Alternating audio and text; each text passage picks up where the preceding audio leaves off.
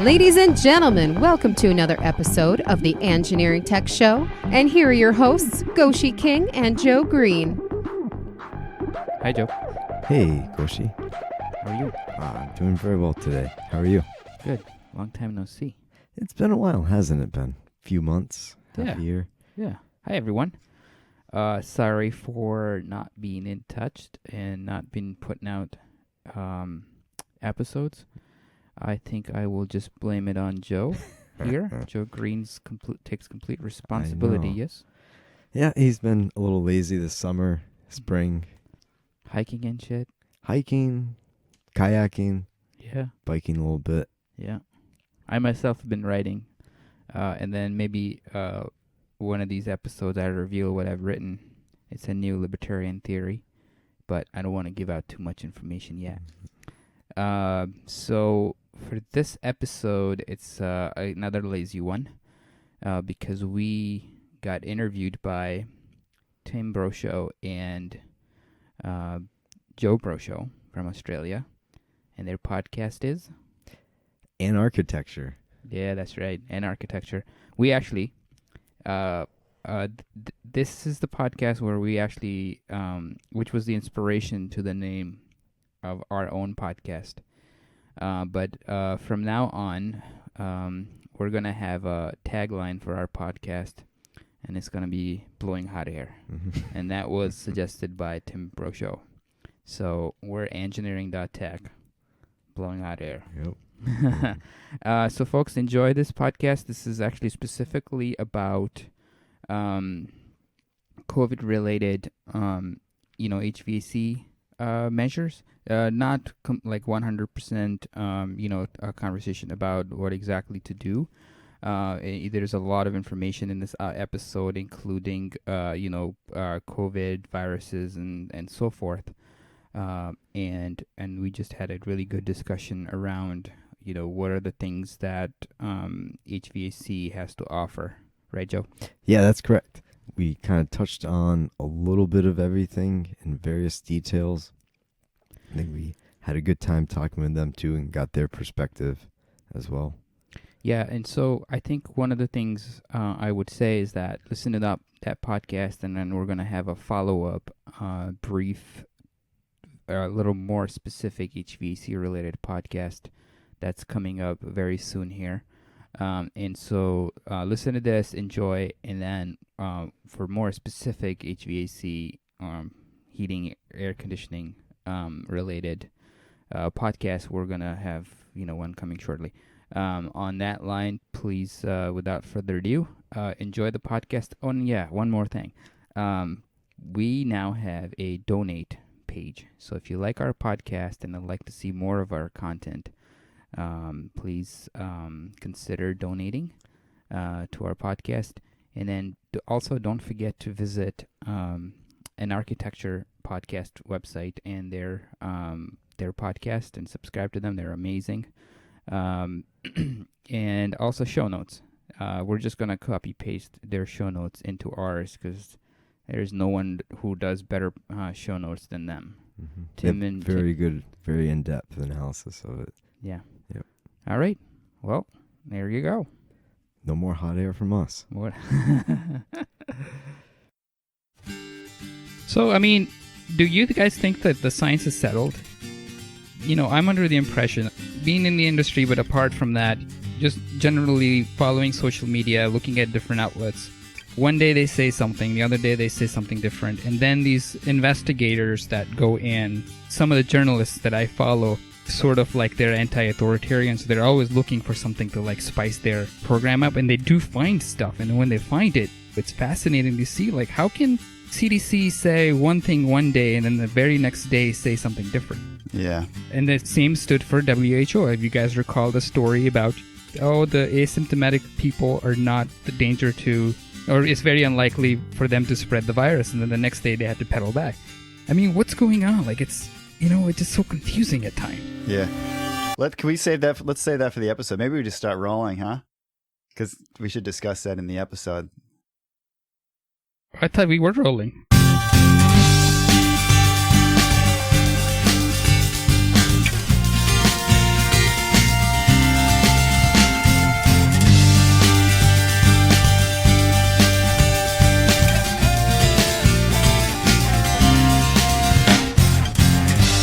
Welcome to AnArchitecture, episode 32. In this episode, we're going to drill down on a topic related to COVID-19 that I don't think has really been fully addressed. There's been increasing controversy over the potential for COVID-19, or the SARS-CoV-2 virus, which causes it, to be spread via airborne aerosolized particles, as opposed to being spread by droplets, which are larger particles. I've started looking into this a lot more deeply recently because my town has been trying to figure out what to do about reopening schools. And it occurred to me, reflecting on my background in healthcare design, that there might be a problem in existing school buildings with their ability to manage an airborne infection risk if, in fact, airborne transmission might be a viable transmission path for the disease. So in our episode 29, we gave a broader perspective on some issues related to COVID-19, such as their effect on public space and the evolution of the healthcare infrastructure in the United States that at that time people were thinking might not have enough capacity to deal with a crisis like COVID. This is going to be a very different type of discussion. We're bringing on Goshi King and Joe Green, who are the hosts of the Engineering Tech podcast, because these guys are both HVAC engineers. I met these guys at PorkFest. Goshi actually came to New Hampshire as a free stater. And in my previous life with a firm that I was working for before I started my own architecture practice, I've worked on projects with the firm that these guys now work for, although I've never worked with them personally. So we've been looking for an opportunity to get together on an episode, and this seemed like a perfect topic to cover with them, because as it turns out, the HVAC systems in buildings are very important to the management of potential airborne infection risk. On the Engineering.Tech podcast, Goshi and Joe cover a lot of topics around technology, science, engineering, and even some architectural ideas, with a libertarian or ANCAP perspective that's similar to ours. I first heard about their podcast when they got a mention on the Tom Woods show for getting the web hosting through his promotional links. I listened to a few episodes, and then I told Tim about it. I said, oh, look, there's some other guys that are in New Hampshire talking about engineering and architecture and stuff. Like, we should get in touch with these guys. Tim's like, oh, yeah, I know these guys. Yeah. They asked me to help name their podcast for them. And we get into that a little bit towards the end of the episode. We talk about some of that history. So it was a natural fit. And I think when you listen to the episode, you'll hear that it was a pretty congenial and easygoing conversation with these guys. And these guys tend to do really detailed technical deep dives on specific topics. Some of the ones they've covered so far include power generation for private cities, passive homes, homelessness, geothermal air conditioning, virtual reality, and many more. So it's not like they're just talking about air conditioning in every episode. As much as we would like them to. They have a wide range of interests, and they really do their homework to get down to the nitty-gritty of what makes these things tick. As we were preparing for this episode, we got into a lot of nitty-gritty ourselves. We were going through all kinds of studies about this airborne infection concern and trying to come to some way of quantifying what some of the risks might be out there. Now, I want to say that, for the record, we recorded this episode on July 19th of 2020. And the reason that's important to note here is that on July 23rd, there was a study that came out. The lead author's last name is Santarpia from the University of Nebraska Medical Center, which was, I believe, the first study where they were able to demonstrate replicability of the SARS-CoV-2 virus from an airborne sample that they collected. And then there was another study that just came out on August 4th. The lead author is Lednicki. This is from the University of Florida, where they were actually able to capture airborne particles and reproduce them as infectious virus particles. Essentially, this shows that the concept of airborne spread is possible with this virus. And, again, just for the record here, as we were recording this episode, these studies hadn't come out yet, and so we were kind of speculating on some of this stuff, but now there are these two studies that seem to put a lot more weight on the case that we're making here. That Lednicki article got a write-up in New York Times. There's another thing that I found, which is a letter from two doctors, Michael A. Kohansky and Noam Cohen. They reference a study by Van Dormelen et al., which is an older study. But the interesting thing that came out of that study was that they quantified that the virus can survive as an aerosol for at least 3 hours, with an estimated half-life in an aerosol of 1 hour. So in our discussions, we sort of assume that the virus remains viable for the entire time that the aerosol is airborne. However, this study seems to imply that there is a bit of a half-life there and a decaying viability.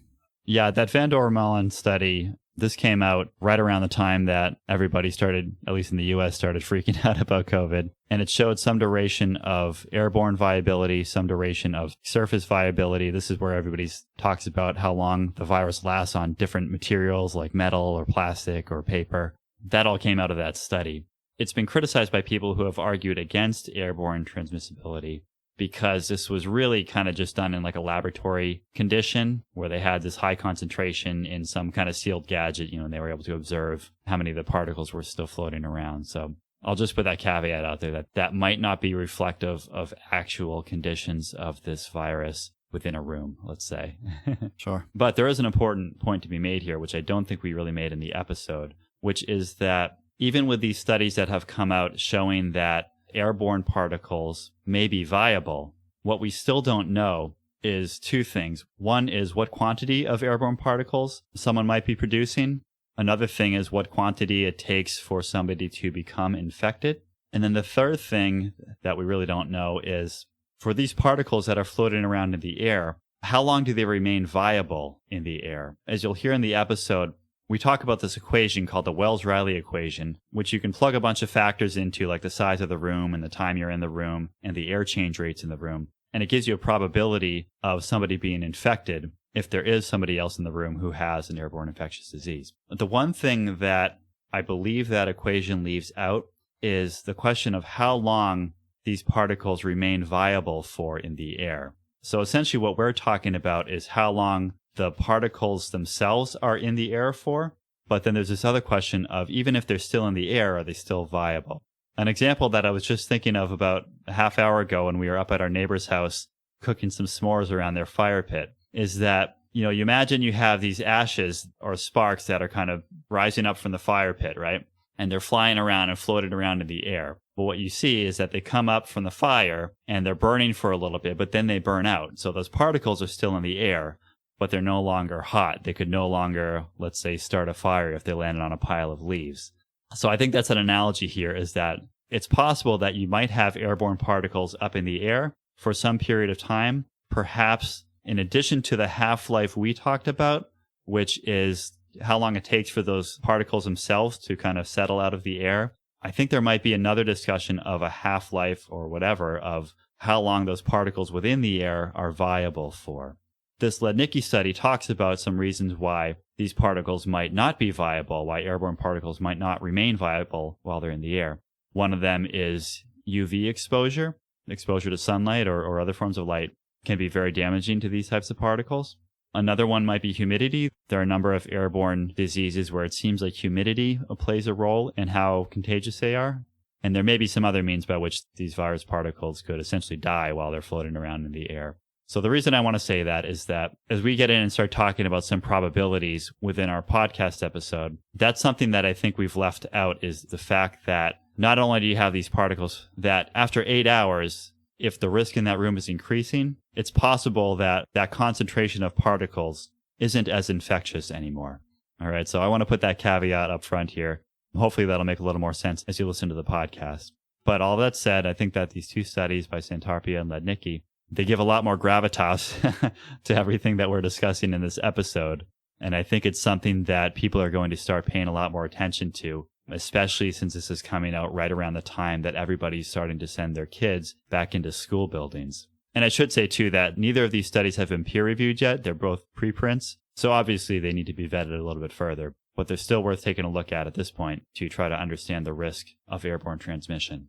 One detail I want to pull out from the Lednicki study that's pertinent to this episode, and again, this will make more sense when you listen to the episode. The air samples that they took were from 2 hospital rooms with COVID patients in them. One of the samplers was about 6 or 7 feet away from one of the patients, and the other sampler was about 15 feet away from the other patient. This is in 2 separate rooms. And these were in hospital rooms where they had air change rates of 6 air changes per hour. They had MERV 14 filtration, and they had UVC light radiation within the ductwork system. So these rooms were about as good as you can get for the HVAC controls within a space to try to manage and mitigate airborne infection risk. And even in those rooms, they were still able to collect these viable samples over a 3-hour period. They didn't collect very many particles. I think the total number was like 217 in the whole study, so that's between 2 rooms. Even in these rooms that had kind of best practice for HVAC controls, they were still able to get these viable particles out. So that's just something to keep in mind when you hear us starting to talk about some of these various factors in the episode. Since we recorded this episode, I've seen a few other people talking about similar topics. One that was really interesting was on Bloomberg City Lab, where they explained that the steam radiator heating method, which is used in many old buildings, was actually recommended as a best practice during the Spanish flu in 1918. And this seems kind of counterintuitive because once you listen to our episode, we talk about the importance of changing out the air in the room. So you would think that some sort of forced ventilation system would have been considered the best practice. But back in 1918, a lot of the air conditioning technology that we have today was probably much more primitive. And so back then, the best practice was to open all your windows in the middle of winter and crank up that steam radiator to keep the room warm. That's what they did to naturally promote these outside air changes. And so that's why when you go to any old building these days, it's ridiculously hot with these steam radiators in there. And you find yourself having to open windows in the middle of winter because that's actually how it was designed. Build tight and ventilate right, huh? I saw another interesting thing on Twitter. As you do. Where someone was looking at the seasonally adjusted excess death rate for children. And you can see there's a drastic drop in the year 2020 compared to previous years, where for people under the age of 18, the typical number of deaths per week is usually up around between kind of 600 and 700. But in the first half of 2020, it just drops right off down to about 450 as of May or June. Now, I thought this was interesting because the initial tweet that I saw about this was speculating that this was possibly due to the fact that the lockdown was actually reducing car accidents and deaths due to car accidents. However, I went back to kind of double check this, and I found a chart where they've actually broken it down even further to show that the bulk of that reduction is in the cohort of infants under 1 year old, which is kind of interesting in itself, and I don't really know what the cause of that is. I mean, I guess it probably has something to do with all the additional sterilization measures that are going on, and I don't know. I don't really want to speculate too much on that because I don't know what the actual cause is. But I guess the key takeaway from there is that if you look at that original statistic and think that that has something to do with the fact that kids aren't going back to school and therefore they're out of danger, that's not really the case. It's actually this improvement in infant mortality driving that whole number. So the last thing I want to raise here, towards the end of the episode, I present sort of a crackpot theory as to an alternate approach to vaccines for achieving herd immunity throughout the public. Now, I want to state up front that I don't consider myself to be an anti-vaxxer. I've had vaccines. I understand how they work. I think that some of them do work. However, as you'll hear in the episode, I am skeptical about the flu vaccine, and I am very skeptical about the various untested COVID vaccines that people are starting to talk about. And in fact, I just saw an article that the U.S. government has agreed to buy 100 million doses of a COVID-19 trial vaccine for $1.5 billion from Moderna. So this is a vaccine that has not been thoroughly tested. It's a new technology of vaccine called an mRNA vaccine, which this technology has never actually been used in a commercial vaccine. So it has a different mechanism of operation than the existing protein-based and DNA-based vaccines. So when you talk about sending kids back to school in this environment of COVID, a lot of people are saying things like sending kids back to school is experimenting on children, which, fair enough, it kind of is, which we mentioned in the episode. However, you kind of have to pick your poison here. I mean, what else are you going to do? Are you going to give the kid this vaccine, this untested vaccine? Is that experimenting on children? And where do you think the risks are? A lot of people out there just want some sort of silver bullet, yes, no, binary thinking answer for this thing. Just give me something I can inject my kids with. Then I don't have to worry about this anymore. But the thing is, the science is not that simple. And if you are in favor of vaccines, which again, I am, to the extent that they have been properly tested and that the long-term effects are well known, the immune system responses are well known, I don't have a problem with vaccines per se. But if you've got this new untested vaccine, which is used on a mass scale, 100 million doses, that's a third of the people in America. And let's say there is some adverse effects. I mean, with that many doses of the vaccine, there's bound to be some adverse effects to it. How do you think the anti-vaxxer crowd is going to respond to that? This is going to confirm everything they believe, right? That Yeah. Vaccines are simply dangerous. This could be the new thalidomide. And I want to mention that the original SARS-CoV-1, there were some vaccines in development for that. And of course, the actual virus died out before they really needed it. so it never really went into advanced trials. One vaccine that they were trialing was causing some severe immune system problems in the mice that they were testing it on. And there have been some indications recently as well that achieving herd immunity in certain places may be closer than we think, and in fact that all these lockdowns may actually be extending the viability of the virus, because rather than kind of ripping the Band-Aid off in one shot, exposing everybody to it, having people develop immunities to it, you're keeping people isolated from it so that they remain susceptible to it long term. And if you look at the case of Sweden, everyone likes to point at Sweden and say, oh, look, they didn't lock down and look how many deaths they've had. But they haven't had a second wave. And I've seen a few doctors arguing that Sweden has effectively achieved that herd immunity. And there's been plenty written about Sweden, so I'm not going to get into all the details of the demographics of people that were dying and all that. But it provides a reasonable case study for the argument that herd immunity can be achieved through natural exposure, and that we might be much closer than everybody thinks. There was another study, which I think was done in Sweden, where they were comparing antibody tests against T-cell tests. So antibodies are effectively what identify a disease in your body, and the T-cells are sort of the hunter-killers that go down and actually destroy that disease. What the study found was that there were a lot of people who don't show as having antibodies, but who do have T-cells that are capable of fighting off the coronavirus. And that means that even though they don't show antibodies, they have immunity, and that T-cell immunity is much more prevalent than was previously thought. So if you want to get conspiratorial and attribute things to malice, not just incompetence, then you could argue that keeping all these lockdowns in place is actually a way to prolong the viability of the virus in the population until the point when they can start selling vaccines to people. And then at that point, even if it's natural herd immunity that gets rid of the virus, they could say, oh, look, it was a vaccine that did it. Right. All right. Well, I have an idea of what they can do with those 100 million doses of vaccines. I say if the government bought them, then the government can use them on themselves first and let us all know how that goes.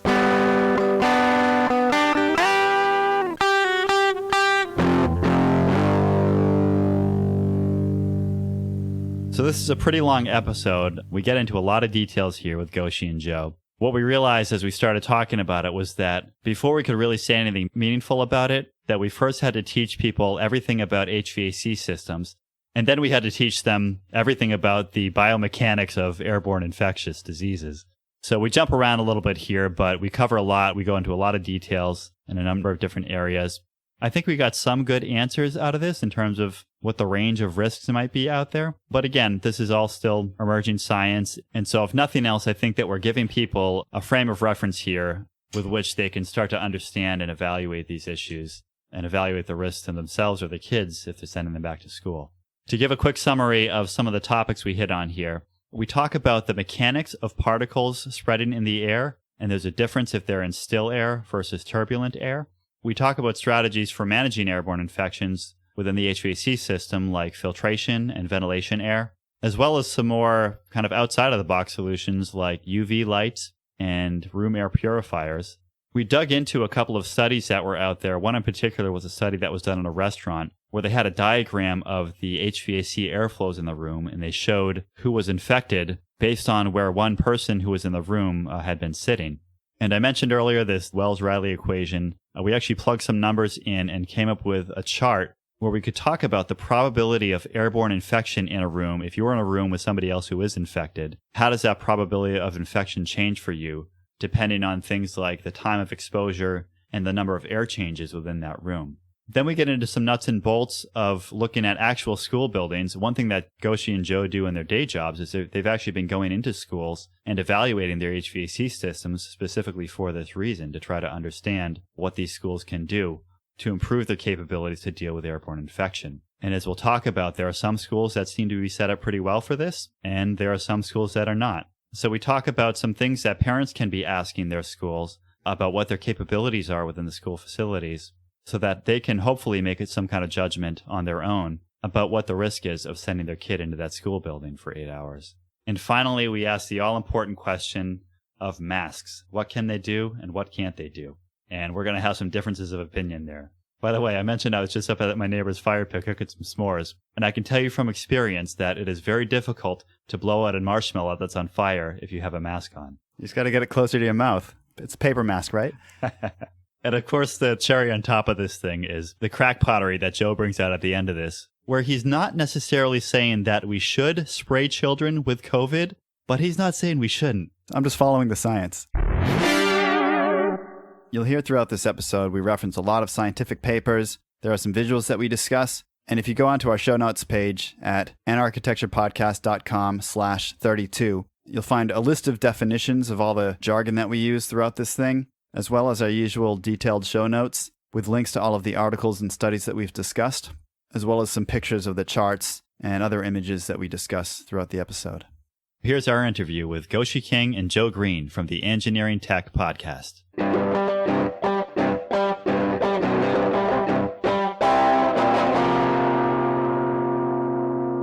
Goshi and Joe, thank you for joining us on AnArchitecture Podcast. You're welcome. Thank you for having us on.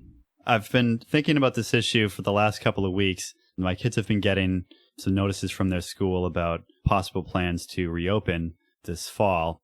And as I started thinking about it, I started thinking back to some of my experience in healthcare design and thinking about infection control things that we do in hospitals to try to control and manage infection control within and between spaces in hospital facilities. And as I started thinking about the risks of COVID, I started wondering what schools might be doing or what they should be doing to try to mitigate that risk in school buildings as well. But I don't know how much of a problem this really is. And there's a lot that goes into this. The big question that's out there right now on the medical side of things is whether or not COVID can be transmitted via aerosols, essentially as an airborne infection. The leading theories on it right now are that this is primarily transmitted by droplets. And we'll get into the details of what's the difference between a droplet and an aerosol. But it seems like people are saying that droplets are the main way this is getting transmitted. There was some concern about surface spread of it, which I think is still a concern, but that seems to be not as prevalent or not as much of a concern as it was maybe when this thing first started. It seems like a lot of the directions that have come out from the CDC and from state agencies and the WHO and others have really been focused on ways to mitigate the risk from droplet spread of COVID. But there are some other scientists that are coming out now who are starting to look at this whole body of work around the potential for airborne transmission of this disease, which means that it's not just spreading. It's not like you just have these droplets that come out and they go 6 feet and then they're gone, which is what the 6-foot social distancing is all about. With airborne transmission, there's a risk that you could have smaller particles that stay in the air much longer and get spread throughout the room more like a gas and can accumulate in the room over time. Well, I think that is like ASHRAE, which is the American Society of Heating, Refrigeration, Air Conditioning Engineers. They recently posted, I think they said in a letter to WHO, that it is more or less like an airborne disease. Hold on a second. They did no such thing. Okay, so they did that, right? Yeah. But based on what we know, based on at least what I read recently, it's based on 280 some letters that they received from scientists who said we should look at it as airborne or something like that. You know, I'm not sure exactly what they wrote, but it's not like some studies come out and it says absolutely 100% it is. No, I guess it's that's possible. Right. So I think the ASHRAE is being cautious to put it out to say, okay, it is a possibility. So the words that they've used is possibility. Yeah. They didn't necessarily say that it is. So, you know, I don't want to play the word game. I don't want to freak out everybody out there who's listening to these podcasts or, you know, ASHRAE people or, you know, Dr. Anthony Fauci and then go hide in caves because it's a possibility right now. We don't know. There's no study that's kind of come out and said it. You know, I'm not saying that it's not a possibility either. I'm just saying like right now it's not definite. Yeah, and there was an open letter by a handful of scientists that was sent to, I think it was sent to the WHO about this, where they were arguing that the airborne pathway should be considered a risk and that there should be some precautions taken to protect against that in certain environments. Again, that's nothing final, but there have been a series of studies out there looking at that. And, you know, like anything else, this is all very much emerging science. And so there's debate back and forth. And it's really just a question of, for everybody involved, whether you're the medical professionals or people coming and deciding how you're going to use different spaces.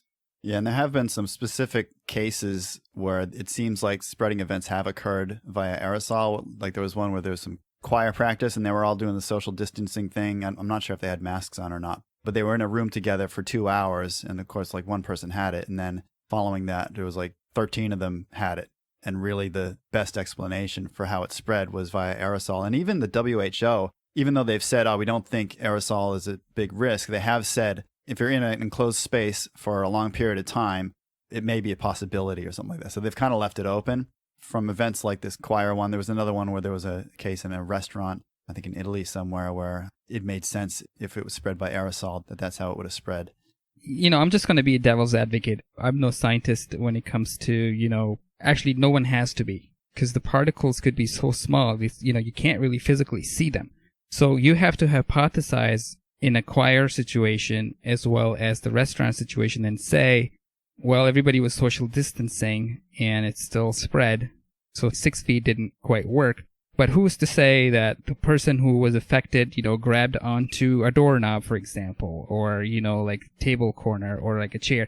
Often like the restaurant etiquettes, you kind of drag a chair for somebody else or something like that. Those things can happen, right?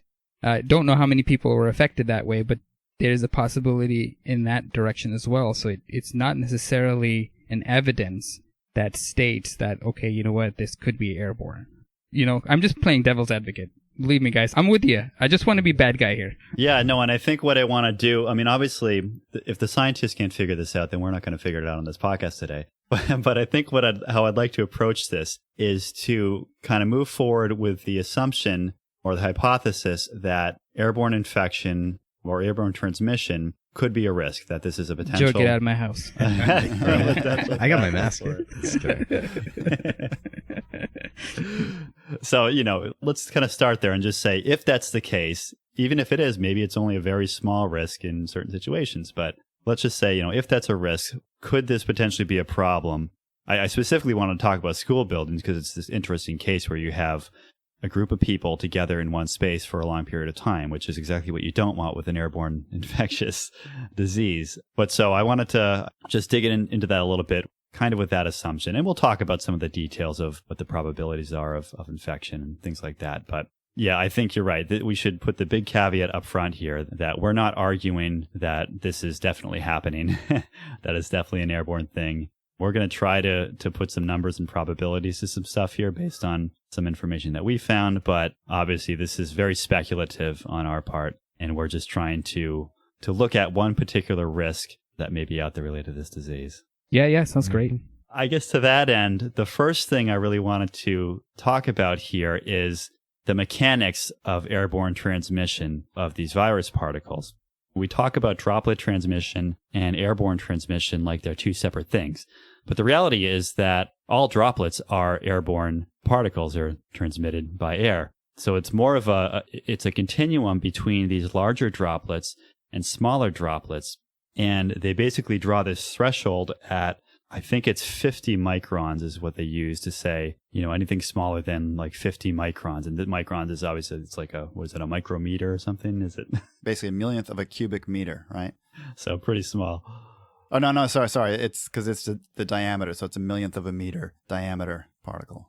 I'm the one who moved to Australia specifically to use the metric system. So I should know this stuff. You're not going to lure us into it either. When we talk about this stuff, what you'll see out there is that this concern about droplet particles is that they can go, the number I've found is like 3 to 7 feet. So that's talking about like a 100 micron droplet. This is kind of pretty well established. It's like that they actually figure out how big particles are by how long they're in the air for on some of these studies. And so the idea is that a 100 micron particle will go like 3 to 7 feet. So that's what the 6 foot social distancing is all about, that when a particle leaves your mouth, that it's going to go so far, it starts dropping. Think of it as you're like spitting a spitball out of your mouth, right? It goes straight out and it starts dropping and drops down to the ground, eventually hits the ground, and then it's no longer in the air. So these 100 micron particles, they're in the air for, the number I have here is 5.8 seconds, and they go 3 to 7 feet in the air. So that's what the social distancing is all about. It's protecting from those droplet particles. You get down to 50 microns. I don't have the number here on how long they're airborne for, but it's more in the order of like minutes, that these 50 micron particles, they're going to go a little farther and they're going to be in the air a little bit longer. Or it might not be minutes. Maybe it's like 30 seconds or something like that, right? But it's this kind of exponential scale as these droplets, these particles get smaller. the time that they're in the air gets longer and longer, and obviously they go further from the source. So that's kind of those are the droplets that everyone's talking about. It's this kind of 50 to 100 micron size of these droplets. These things get produced. They can be produced just by breathing, by talking. And then obviously another aspect of this is that if you're coughing or sneezing, one term I found to describe this is that they become ballistic. And so they actually get projected farther from your mouth. And that's where, you're hearing some people nowadays saying, well, these things can actually spread like 27 feet or something from the source if you sneeze or if you cough. And so that's obviously another wrinkle in the social distancing thing is that if somebody sneezes, they sneeze in your face, obviously social distancing doesn't really matter at that point. And also, some people have stronger lungs than the others. Well, true. So that's another. Oh, you mean to push it out?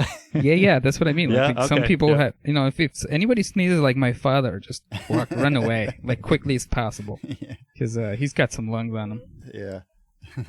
Well, the thing too with a sneeze and a cough too is the faster it's coming out, the more particles are going to become aerosolized as opposed to coming out as big droplets. I mean, you probably get a lot of big droplets as well. As you know, if you like sneeze on your hand, obviously you're getting a lot of big droplets on there. But it's also, the faster it comes out, then the more it's going to kind of break up those particles as it goes through your airways and out through your nostril or mouth or wherever it comes out. So that's kind of the next step of this is that, you get below that 50 microns, now you're in this definition of aerosolized particles. So these are particles that are staying in the air for much longer. And again, yeah, Joe's right. There are two ways that these can be produced. One is, again, by breathing, talking, coughing, all that stuff produces these smaller droplets as well as the larger droplets. Or I should say these smaller aerosolized particles as well as the larger droplets. But they can also form by larger droplets evaporating. And one of the issues there is that the larger droplets might have more particles in them. And when they evaporate, that kind of becomes more concentrated as these things become smaller particles that are getting aerosolized. And so the aerosolized particles are starting to stay in the air much longer. The way that they describe this in the literature, there's kind of two ways. One is if you're in a room that has completely still air, right? The air is not moving at all, like like a laboratory kind of setting, right? And you spray these things out, then there's a predictable rate at which they fall down to the ground and hit the ground. So if you have like a 10 micron particle, that's going to be in the air for about 8 minutes, all right? If you go down to a 3 micron particle, that's going to be in the air for 1.5 hours before it hits the ground in still air. If you get down to the level of like a 1 micron particle, it could be in the air for like 12 hours. Okay. This is that exponential curve I was talking about. And if you have one that's half of a micron, that's 0.5 microns, the number I have here, they can stay in the air for 41 hours. Okay. Before you would expect that it would hit the ground. That's with no air motion in the room at all, right? Of course, that doesn't describe anywhere that anybody actually lives, right? Because in almost any space, you have some kind of turbulence in the air, especially in any kind of commercial or institutional building. You're going to have HVAC that's moving all that air around. What happens when you have turbulence in the air is that those time frames that I just mentioned, they tend to become a half-life of the particle. So in other words, that 8 minutes that the 10 micron particle is in the air for, in a still room, in a turbulent room, what you can say is that after 8 minutes, there will be only half as much of that same size particle within the room. And then after another 8 minutes, there's only half as much as that half, and on and on and on. So it's kind of like, this is like radiation and stuff like that, right? These radioactive stuff, they have these half-lives. So that's the way to think about it. The interesting thing there is that in still air, all the particles are expected to settle down after those 8 minutes. Again, this is for a 10 micron particle. But then after that 8 minutes, they're all gone, right? During that 8 minutes, you have that full concentration of those particles within the room. But then after the 8 minutes, you expect that they all hit the ground and they're gone. With turbulent air, where you're talking about a half-life of these things, they actually drop off quicker. So you get more things getting blown around and getting stuck to things within the room, getting stuck to the floor, getting stuck to the walls or whatever else. And when these things hit a surface, they're no longer airborne. So that concentration drops a lot more quickly, but then that kind of flattens out, and a smaller number of particles can stay in the air a lot longer as this half-life is kind of ticking down over a longer period of time. Did I explain that correctly as I'm talking to the HVAC engineers here? Is that making sense? Yeah, it sounds actually very interesting, and I've heard things in a similar realm of things. In fact, one of the things I wanted to bring up, because as you were mentioning, something that our office has done where we work, and we won't say the name of our company or who's done it, but we have, so in our office, there has been a chart that has been developed, and the purpose of that chart and graph is to explain a perfect scenario, which is that these viruses of multiple size of microns is airborne. And you have a air conditioning system that's designed on, IMC, ASHRAE, ventilation standards. And it has a certain air change rate within the room. So under ideal condition, and that's also assuming that there is no air introduced into the room, whether it be recirculating or, fresh air introduced, no more new viruses or any, bad guys are coming into the room. And how many minutes would it take to clean that room out? And it turns out that, air change rates, ASHRAE, and I think I'll let Joe speak to that a little bit, Joe Green, on the 2 air change rates that is recommended by ASHRAE as a minimum, as a measure to clean out the spaces.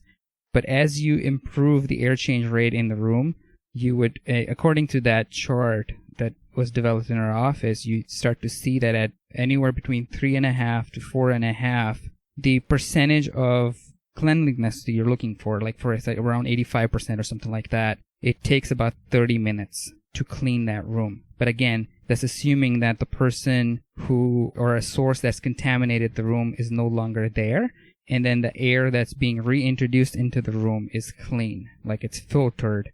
Something else to keep in mind, and that air change rate does not mean that the entire air is fresh air. It's still mixed air, just filtered. So along those lines, there is something that we can share with you guys to say, and I can probably talk about it a little more. I actually have it open here.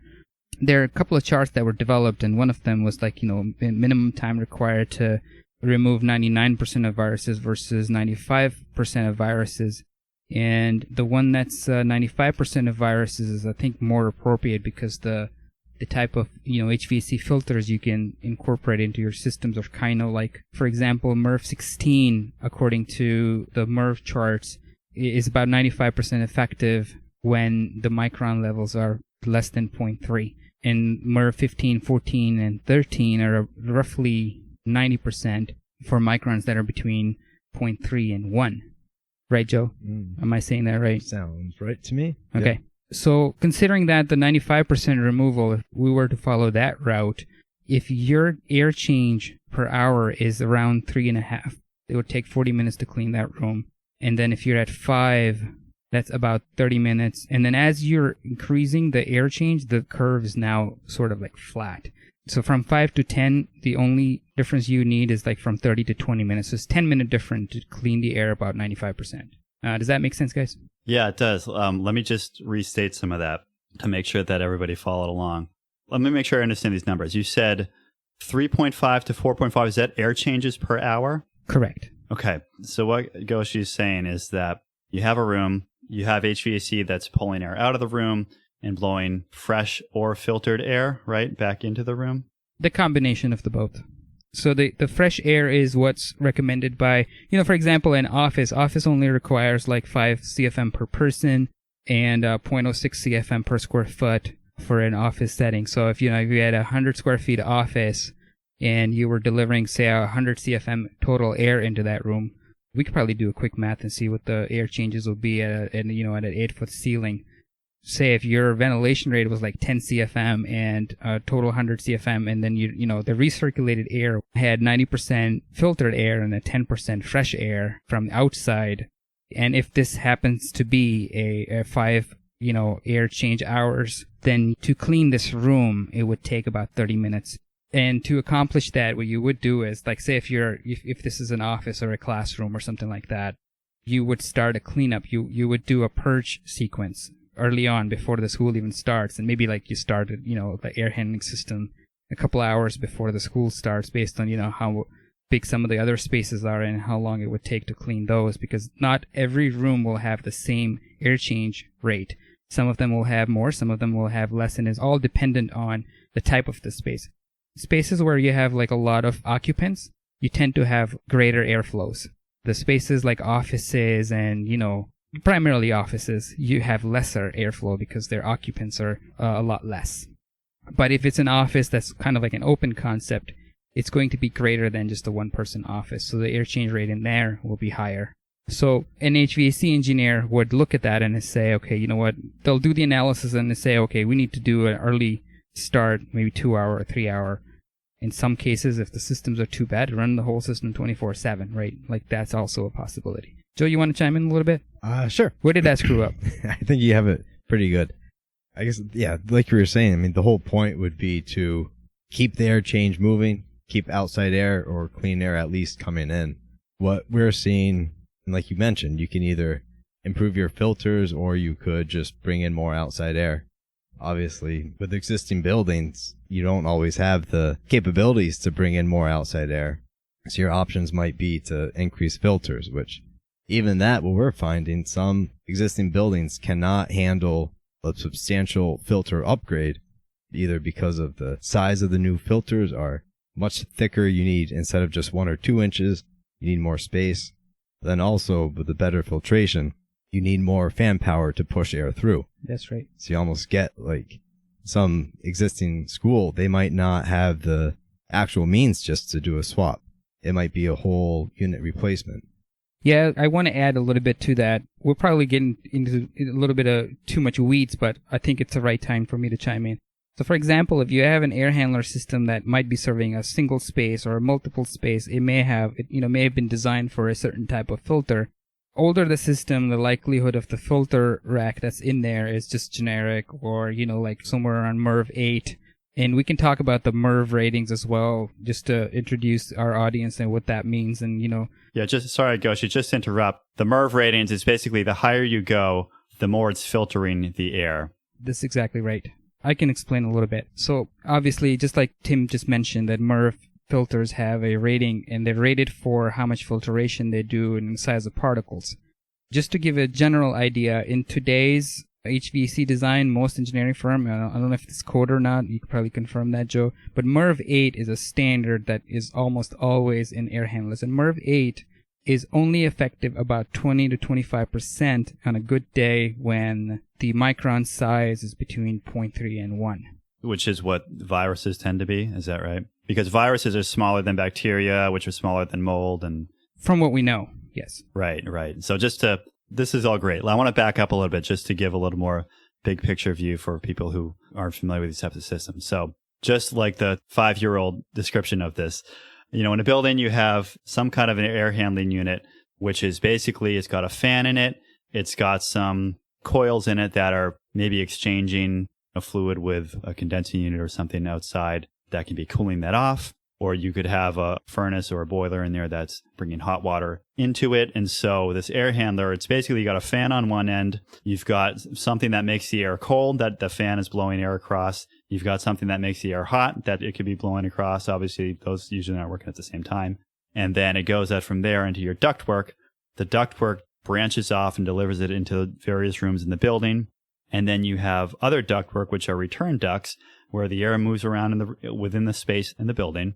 Then it gets pulled back up into the return air ducts, back through that ductwork, back to the other side of the air handler, through the filter, and then hits the fan again, and it starts all over. And the other piece of this is that you're going to have some percentage of air that's recirculating. So it's, as I just described, it's going from the air handler into the room and back to the air handler, and then getting recirculated. But some percentage of that air might be exhausted to the outside, and then you're going to pull some air in from the outside so that you're mixing in fresh air with the air that's getting circulated around your building. So there are different percentages for different buildings of how much of that outside air you want to be bringing in. But basically, the way that you're controlling air quality within the building is two means. One is by filtration, and one is by bringing in outside air so that you're mixing fresh air in with some proportion of recirculated air within the room. Okay? Did I nail that, guys? That's exactly right.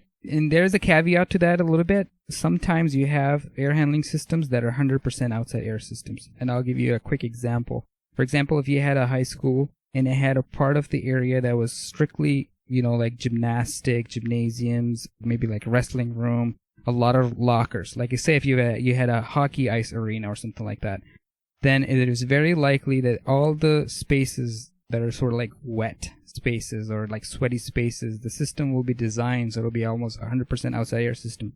So what happens is you bring the outside air in, you run it through the first filter. Then it goes through an energy recovery wheel. And the way that works quickly is that the return air that's coming back from the building is warmer, and this is in the summer. And the one that's coming from the outside is coming, so it crosses through the wheel and energy exchange, so the air temperature is dropped on the incoming air. So if it was 90 degree out, by the time it goes through the wheel, it may be at 67 degrees or something like that. So you gain some quality so that you don't have to cool that 90 degree air anymore. Now you have to only cool like 68 or 70 degree air. So the amount of chill water or DX, like a refrigerant type of cooling system you may have, you need less energy to cool. So it's kind of like a free exchange that you get. But anyway, so on a 100% outside air system, most of the time, especially on a bigger systems, you still have some cross-contamination, especially if that wheel, the energy wheel that's spinning within the air handler, there is cross-contamination that's happening because, wheel is spinning, right? And there's leakages around the gaskets. There's potentially a chance of 5%, up to 5% leakage that the return air can just, without getting filtered or, exhausted, it can mix into the wheel and then come back in. And to then stop that, typically we don't have filters downstream. You have one in the return side, but you have one upstream of the wheel. But then now with COVID situation, now everybody is rethinking that even 100% outside air systems could be a little bit contaminated. So how do we control that part? And that's when existing systems sometimes fall short because they just don't have room to insert a new filter in. And you don't need anything scary, you don't need anything big, but a Merv 13 or 14 probably is all you need for a 100% outside air system. However, that's not the case, in my opinion, when you have a mixed air system like how Tim was earlier describing, where only portion of the air is fresh air, but most of the air is still recirculated air that's rinsed through the filter. Does that make sense, guys? Yeah, and I'll just restate that a bit. What you were saying with the energy recovery, this is air that when you have 100% outside air coming in, you have to take all the air that's coming back to the unit. That then gets exhausted out of the building. And so you don't want to waste all that heat. That's warm air that's in the building, but you're recirculating it because you got to keep that air moving. You increase the temperature of that heat, air that's returning from the rooms, by taking it from the outside air. Like, that return air that's coming back is at 75 degree. And then on a design day, for example, in Boston, the design day is like 90 degrees, right? And a 90 degree air, when it goes through wheel, it transfers its heat, 10, 15 degrees into the room air. And then the room air is exhausted at, a higher, say 90 degree. But the fresh air temperature is dropped to, for demonstration purposes, dropped to 70, for example. So now you need less energy to cool it further down. You need to cool it further down to say about around 55 degrees so that when it reaches the occupants, they feel nice and cool air. Right. So these air handling systems, obviously they can get pretty complicated. And when you start messing around with things like filtration and the percentage of outside air and turning the energy recovery on and off, then they can start to have problems, right? Before we move on, I just want to ask one more kind of technical question. When we talk about these air change rates, I'm just wondering, what is a typical air change rate for different types of rooms? For a office building or a school or something like that. What's sort of a standard air change rate that you'd normally see? I would have to just take a wild guess that 6 air changes is fairly common, like for offices, just for an idea. So every 10 minutes, you're turning over the air in that room. The calculation there is based on the reason why Joe is not coming right out and saying it's this is that the way you guys do the numbers on this stuff, it's based on the number of occupants and it's based on the use of the space. And there's a lot of factors that go into calculating essentially the cubic feet per minute of air that you're pumping into the room. So you're not necessarily looking at air change rate as the target, the thing that you're targeting. But at the end of the day, you end up getting this certain air change rate based on all those other factors that get factored in. Well, certain type of spaces do require a certain, like as a good practice for HVAC engineer, like for example, like toilets and locker rooms. We're always looking for 10 or higher. and lobbies as well, like you're somewhere around there. You always have a higher air change rate, especially where there is more people gathering. So you need more fresh air, and the more the people, more heat rejection from body and sweat. Like there's a thing called, sensible and latent heat gain from people. So when you have more people, you need more cooling. That means you need more air to cool the space. And then if you need more air, that automatically, proportionally is increasing the air change through the room. So the cubic feet per minute of the air that you're going to dump into a space is increasing. And that does go into the equation and usually helps out. I guess another detail here is that when we talk about cubic feet per minute, the higher volume you have, so the higher cubic feet per minute you have going into a room, basically means the bigger the ducts need to be, because there's a certain point at which air going through a duct, and especially going through a vent, creates noise. And so for an office building, you could be blasting air through there like a wind tunnel, but obviously that's not going to be very conducive to doing work. That's a very good point. And, oftentimes an HVAC engineer, at least lately, they're usually on good projects, good sizable projects. Like, for example, if you're making a school, which is a lot of what we do, an HVAC engineer would keep that in mind. So when they're deciding the ductwork, they are going to make all those considerations. So the ductwork that will be supplying air into a particular office, it will be a low pressure drop and a lot of slowed down velocity. And the way we size diffusers, the diffuser is a device that's usually located in a ceiling or on a wall, which air comes out from. And that we usually size it so that by the time it hits the occupant, the moving air is somewhere around 50 feet per minute. So they don't feel draft. If it's around 100 feet per minute, they'll feel draft. If it's less than 50 feet per minute, the room will get stale. So an HVAC engineer looks at that and it says, my ceiling is 10 foot high. My occupant chair is over there. How far do I need to locate this diffuser, and how do I need to, and how, and air is determined by the cooling load requirements of the space, right? And then if there is a problem, for example, if we needed more air for some reason, it could be like a dresser room where there's a lot of like hair dryers that are going at the same time and some like curling irons that are sitting there for 2 hours or something like that, right? You have a lot of heat gain there. You obviously then would have more air that you need to cool that space. What that means is that now an HVAC engineer may need to incorporate some sound attenuators in the ductwork to control the noise issue. So yeah, the HVAC engineer will always be looking at that. Now, if you have an existing building and you're trying to push more air through an existing ductwork, you're absolutely right, Joe. You may run into noise issues. Yeah, so does that set sort of an upper limit on how much you can increase the amount of air changes or the amount of volume that you're blowing into a room? That's right. Let me ask you another question related to the air changes. In healthcare design, at hospitals, this is one area where they actually do specify certain air change rates. So to give some examples of what you might have in a hospital space, for an operating room, which is where you want, a lot of fresh air, you really want to keep that air pure so that you don't have any kind of infections coming through the air for a patient who's on the operating table. I think this was from the CDC, but I've seen these type of guidelines in healthcare design guidelines books as well. But this is saying that like for an operated room, you want to have, they give two numbers here. There's a total air change per hour. They say 15 air changes per hour. That's for an operating room. But then they also say minimum air changes of outdoor air per hour is 3. Okay. So they're actually calling for a certain amount of air changes going through the room, but then only 3 air changes that are, or, the proportion of outside air, I guess, to air in the space might only be 3. So when we say, I think what we've been talking about so far with these air changes per hour, I think we want to be clear that in some cases we're talking about a certain percentage of outside air that we're bringing in, but then you could also be talking about just that air recirculating within a room to refresh and help to temper the room. Did I get that right? You did. So when we were mentioning earlier, all the air change rates, that included outside air. So there was a portion of air that was outside air, and then there was a portion of air that was filtered air. And typically in an HVAC design, that's how you would look at it. Now, oftentimes you do have instances where you have a building that's designed not as 100%, the air is not designed so that all of the air is coming from one big air handler that's sitting on a roof or in a mechanical room somewhere. You only have fresh air coming into the room. And then sometimes you can have scenarios where the actual cooling load of the space are handled by, for example, chill beams or fan coil units that are local to the space. and they're also contributing to the air change rate in the room, but it's kind of like an indirect way.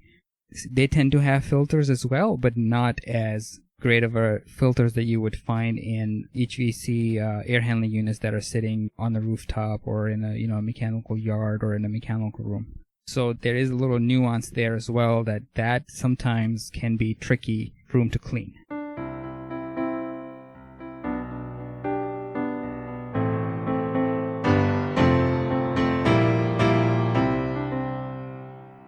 Well, I think this is good. I'm glad we talked about this first because what I want to do with this is, with this understanding of how these systems work, to start to talk about what that could potentially mean for the spread of airborne infection. Because obviously when you start moving air around, when you do have a space that has some kind of airborne infection in it, there can start to be some benefits of that, and there can also be some risks of that. Obviously, some of the benefits are the things we've talked about. By moving air through the space, you have the opportunity to filter it. You have the opportunity to introduce outside air and get the bad stuff out of the building. Some of the problems you can have, or challenges you can have, is that, for one thing, with the air in the space, I guess you need to think about two kind of frames of reference here. One would be looking at a single room. Let's say it's a school. Let's say it's a classroom. To make the math easy, let's say you've got 10 kids in that classroom, right? And, in our current paradigm, maybe there's one kid in there that has COVID, and that could be asymptomatic and could potentially be putting some virus into the air. And again, we're starting with the assumption here, as we said at the beginning, that maybe this is a possible means of transmission, but we're not saying necessarily that that's the case. But let's just say, for the purpose of the discussion, that if you have somebody in the room who is shedding the virus and putting virus particles into that space, they're becoming airborne. There are a couple things that happen with the air systems. One is that you're going to have air moving around within that room so that those particles are getting distributed throughout the room, and the smaller the particles get, the more they start to behave kind of like a gas that's going to fill the room rather than individual particles that are moving on certain trajectories. So that's one risk, or one thing to look at is what happens within that room. And then the second risk is what happens when this air gets pulled back up into the ductwork and is now circulating back through the air handler and back through the rest of the ductwork and possibly being distributed to other spaces within the building. And historically, I know there have been some examples of things like measles getting spread from one room to another within a building through the air handling system. So that's kind of where that's kind of the introduction here, is what I want to talk about. What I want to do is drill a little further down into kind of the mechanics of the transmission of these things. Looking into all this stuff, there were a few interesting studies I found, but one in particular, the lead author on this, last name is Buonanno. I think he's Italian. Buonanno. The name of the study is Estimation of Airborne Viral Emission, Quanta Emission Rate of SARS-CoV-2 for Infection Risk Assessment, which sounds like a really dry, virologist kind of type of study. But what they did in this study is they're trying to come up with a method for figuring out if you have somebody who has COVID in a space. There's a couple questions they're trying to answer here. The first one is, how much of the virus are they emitting in a way that could potentially be infectious, whether that's through droplets or whether it's airborne? So that's what there's this word quanta.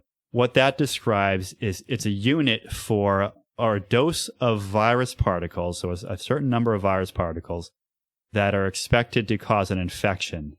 And they say it's expected to cause an infection in 63% of people.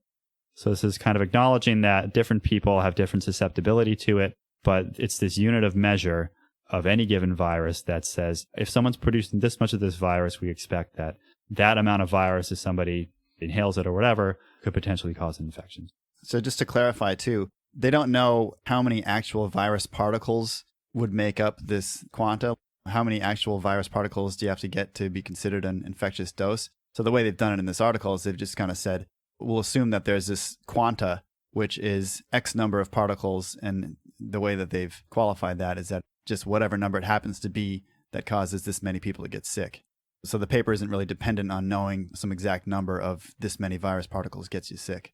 Yeah, and I should say that when you start getting into this stuff, people who have COVID, who have been infected and are shedding it, they're all over the map in terms of the actual quantity of virus, the viral load that they're producing, whether that's airborne or through droplets or whatever. When people have tried to measure this stuff, like how much does a sick person produce, it's all over the map. So some people can be putting out a lot of virus. Some people who are infected might not be putting out that much. It can be different for different phases of the disease, if you're 5 days in or 10 days in or whatever.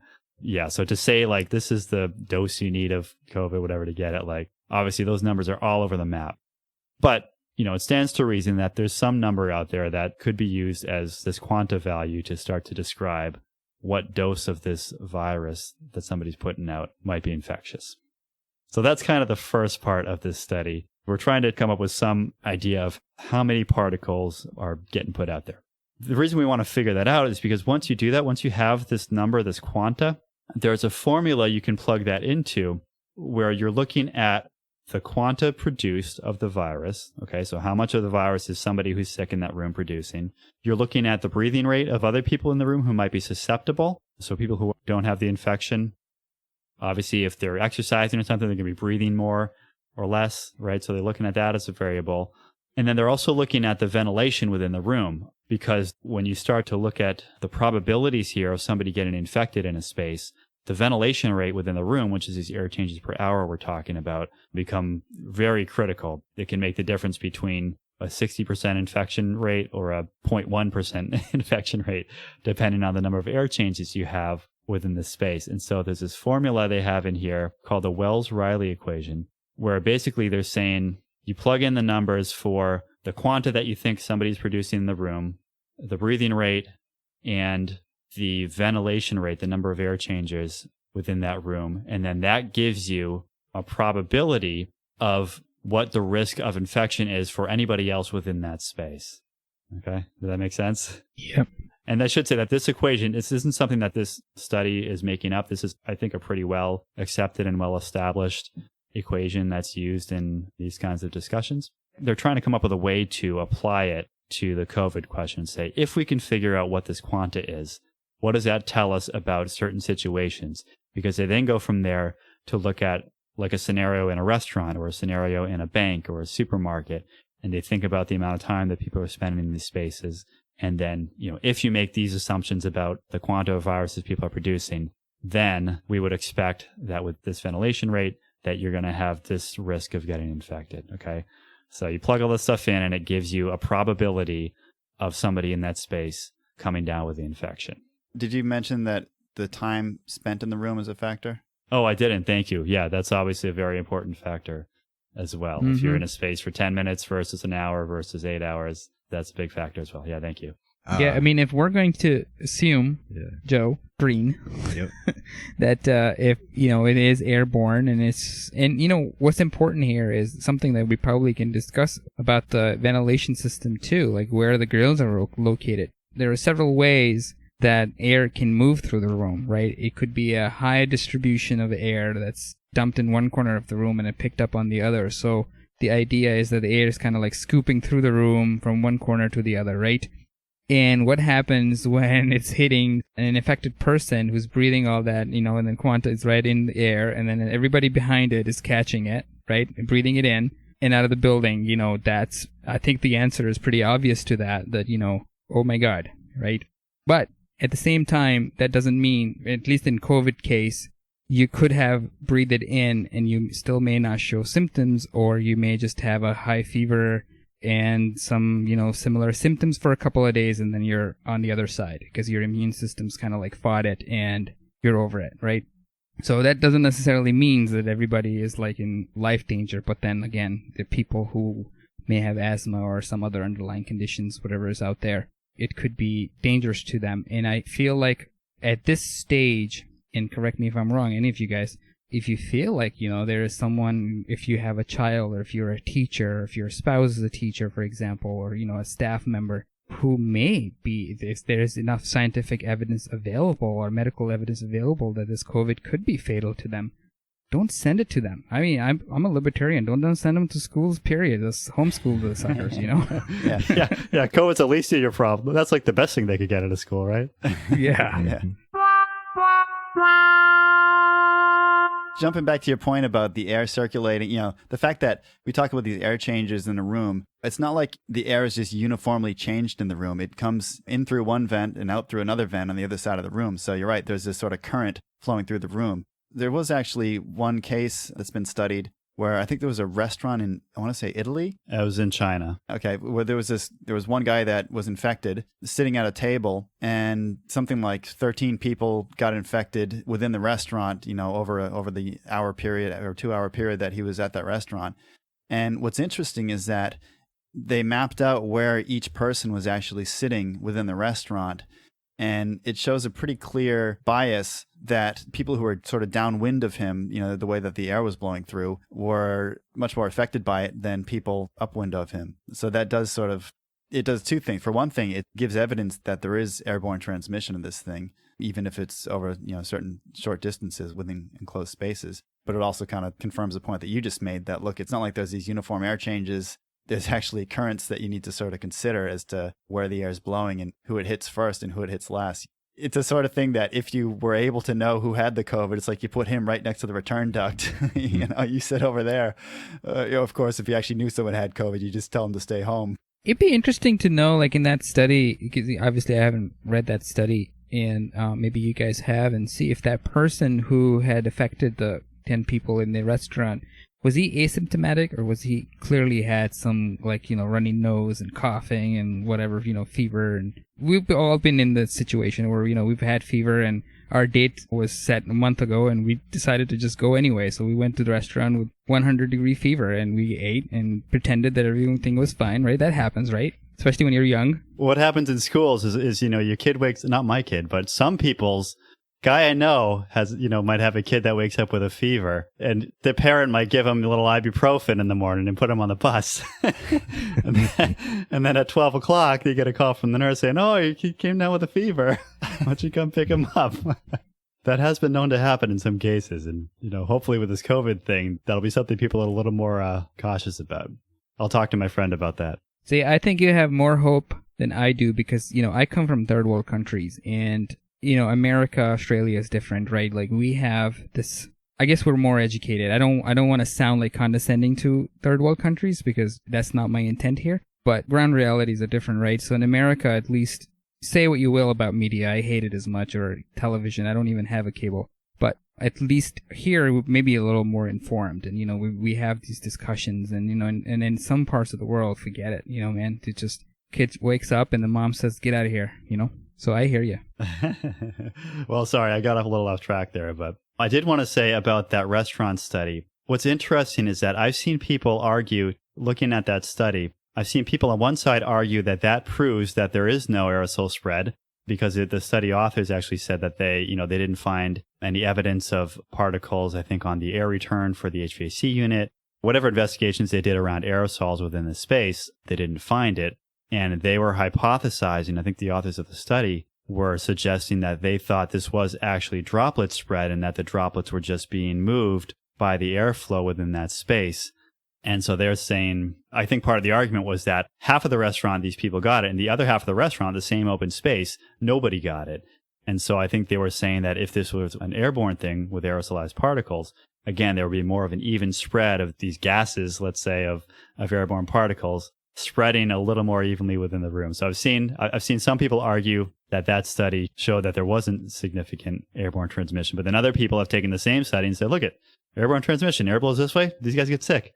That's airborne transmission. So this is where the controversy comes from. I could see, like, if the guy was right by the supply and then all the sick people were by your return, you could kind of make an assumption that majority of his air went by all these people, and that's why they got sick. But you're right, though. It's an assumption, and just, who really knows? He could have walked back and forth a couple of times. They could be on the way to the restroom, and he just drank a lot of water and went a lot of times. Could have been that he went to the bathroom, and a lot of those people went to the bathroom, and then he affected them. No, they actually, I guess he had video of this restaurant, and they kind of tracked what this guy was actually doing in this space, and they said that's why people are looking at this as a pretty good study, because they didn't have that. They didn't see a lot of interaction between these people where they were getting close to each other, or where they were, as you said, touching the same surfaces and things like that. I guess they kind of ruled that out to a large extent in the study. So it does seem to be, it's again the debate between droplets, aerosols, and again, it's a continuum. It's not a black and white thing between the droplets and the aerosols. Yeah, I almost want to look at the diffuser layout, right, and the air movement. Oh, they drew that up in the study. Yeah, they had a graphic. Man, Oh, yeah, it's great. I kind of want to see that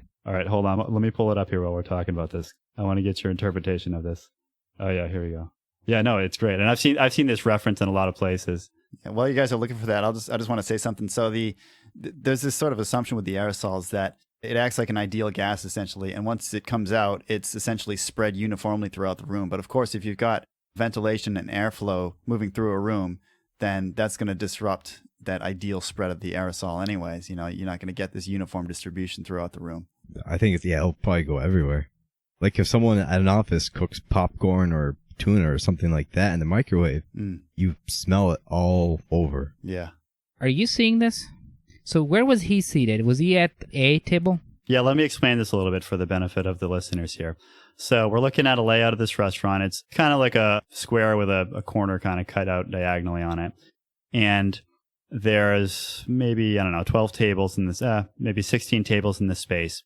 And 6 of them are up in this kind of upper part of the square. And then there's 8 more tables or so, 12 more tables down in the lower part. And so what they said is that nobody down that lower part got infected. They're just zooming in on this upper portion up here. So then within that upper portion, there's an air conditioner. The way they draw it looks like a wall-mounted air conditioner kind of on the right-hand wall, right? That's blowing air across these 3 tables up along the upper wall here. To the left. Yeah, so it's blowing, as I'm looking on the page. Yeah, it's see to follow the arrows. Yeah, blowing from right to left.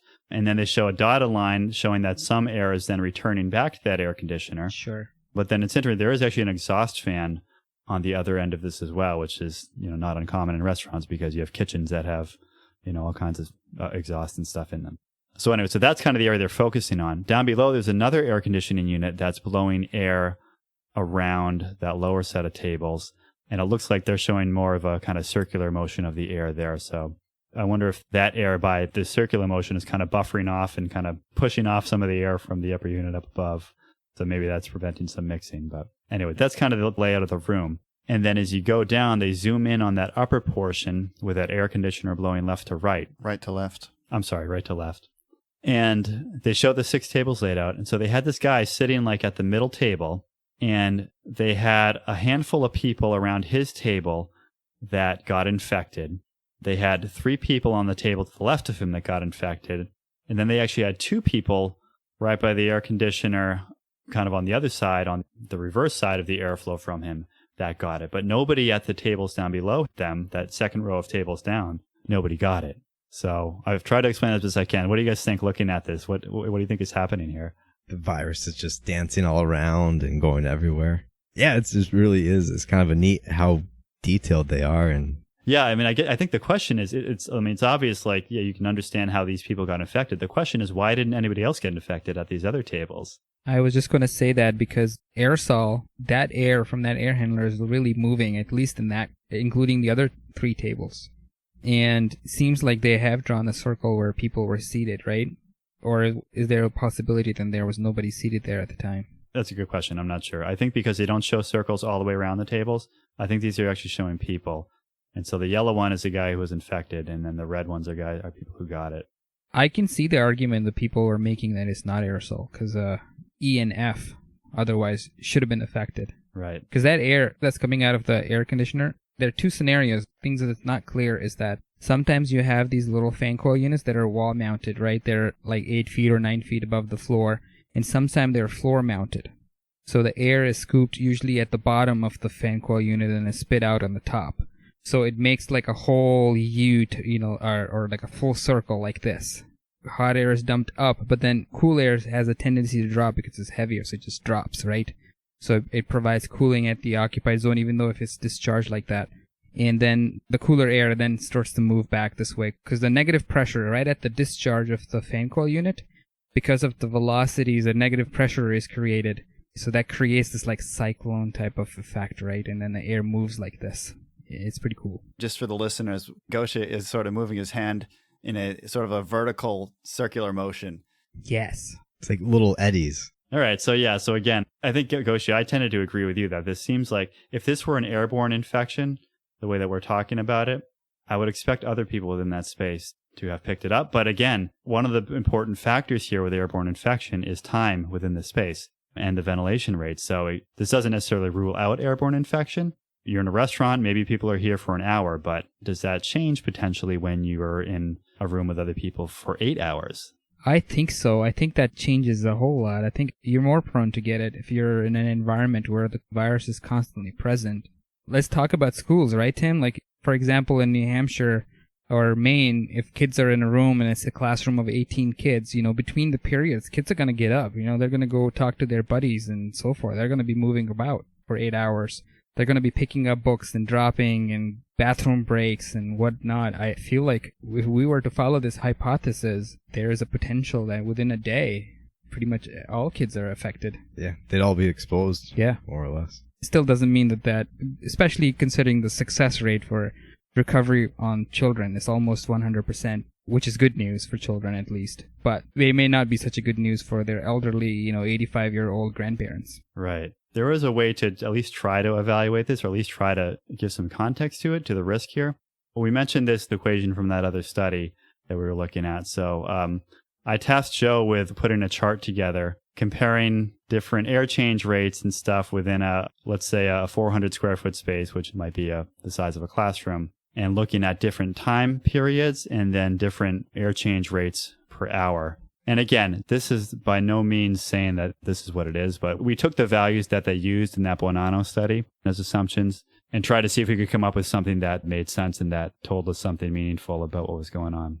I'm not going to describe all the different variables that we used as assumptions here, but we'll put them in our show notes in case anybody really wants to dig into it and kind of critique our work here. But again, we were just basing this off of the numbers that were used in that study as we understood them. I will say that things like the quanta rate, remember that the amount of infectious virus that somebody might be putting out per hour, those numbers can be all over the map. So for example, if somebody's just breathing at rest, the quanta might be like 10, okay? But if somebody is speaking, that quanta might be 320, all right? And then obviously if you have some kind of light activity, if you're moving around, if you're walking, if you're exercising, that's going to go up because it's, I think, somewhat proportional to essentially to your breathing rate. And that can also change based on, again, how, as we said, different people have different viral loads that they're shedding. So these assumptions can be all over the map. The numbers can be all over the map. So we use a pretty low assumption here of what that quanta would be. So what we're looking at here is we have a chart where the x-axis going across the bottom is the amount of time you're spending in a room. And this is assuming that someone who's infected, as well as the other people who are susceptible, are all in the room for the same amount of time. Okay, there are some other equations to sort that out if somebody leaves the room, but we're not going to get into that here, obviously. So this kind of looks at a situation where you have a classroom. Let's say there's one kid in that room who is contagious with COVID. And then going up the grid here, we have the probability of exposure. So this is going from 0% up to 100%. So this is the probability that somebody else within that room is going to get an infection from that person who's shedding the virus. Again, with all the assumptions we stated before about whether or not this is an airborne disease. What we're showing here is that if you have close to 0 air changes per hour, which is actually not even possible because it's hard to even get that low of air infiltration values through a building envelope. I'll go to something like a half of an air change per hour. Does that seem reasonable, guys? As a kind of a baseline starting point? If you have like infiltration in the building, at least you'd have that. Right. Door opening, closing, people moving about, that tends to move air with pressure. Okay. All right. So what we'll start with, just so we don't make it like too scary here, we'll start with a half of an air change per hour. So it takes 2 hours to turn over all the air that's in this space. Let me just explain a little bit what the chart looks like too. There's a separate line for different values of that air changes per hour. And this ranges from 0.01, which is effectively 0, up to like 22. And if you remember, I asked a little while back, what's a typical rate for that? You said it tends to be maybe like around 6 for something like a classroom or an office or something like that. So there's a different curve for each of those air changes per hour values. And so what we're looking at here for the scenario Tim just described is about 0.5. So the one I have closest to that on here is 0.6. And what that shows is that over about 8 hours, the probability of exposure would be around 35%. So again, that's with no mechanical air changes in the room and the same people within that space. This is like stale air within the room for 8 hours with somebody who is infectious and putting infectious stuff into the air. And that is a diagonal line. So that's, 8 hours is 35%. If you come down to like 4 hours, that's more at like 18%. You come down to 2 hours, it's about 10%. You come down to an hour, it's about 5%. Okay. So this is where like that restaurant example, and again, this is with no air movement in the room, but that restaurant example, if you're just in that restaurant for an hour, maybe you only have a 5% chance of airborne infection.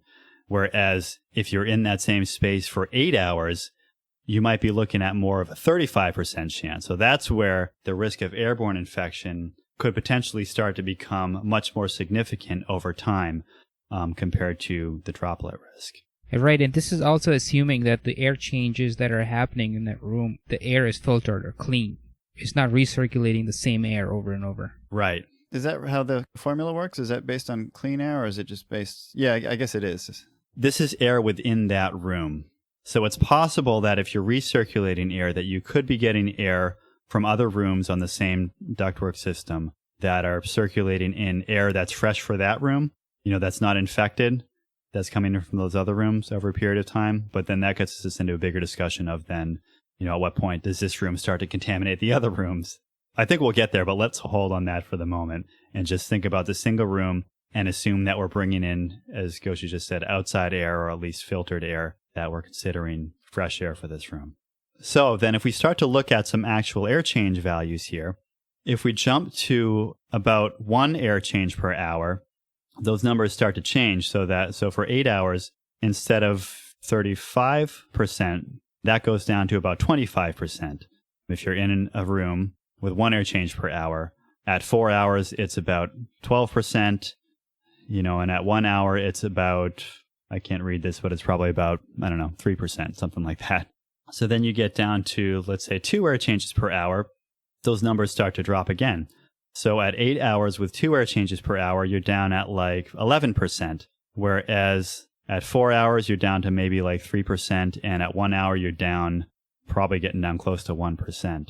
The ASHRAE recommendation is that in light of the COVID studies and so forth and recommendations, they do say that your spaces should be at least 2 air changes per hour. Is that correct, Joe? At minimum? I did not read all that stuff. I did. So they say at least 2 hours reduces the amount of, but then again, it's through proper filtration and the rest of the measures that they'd like you to take. Right. So I just wanted to chime that in so that at least people are aware that the American Society of Heating and Air Conditioning for Engineers is recommending that at least 2 air changes per hour. Okay, no, that's good. It's good to have that context of the kind of what, again, what's the baseline here? Obviously, it's not 0 air changes per hour. There's almost no space that's gonna have 0, I wouldn't think. I guess there could be some that don't have very good outside air capabilities, but yeah, and then obviously you can go up from there. So if you get to like 6 air changes per hour, which Joe mentioned might be fairly common, that gets you down to, even at 8 hours, you're down to like That's maybe like 3%, 2.5%, 3%.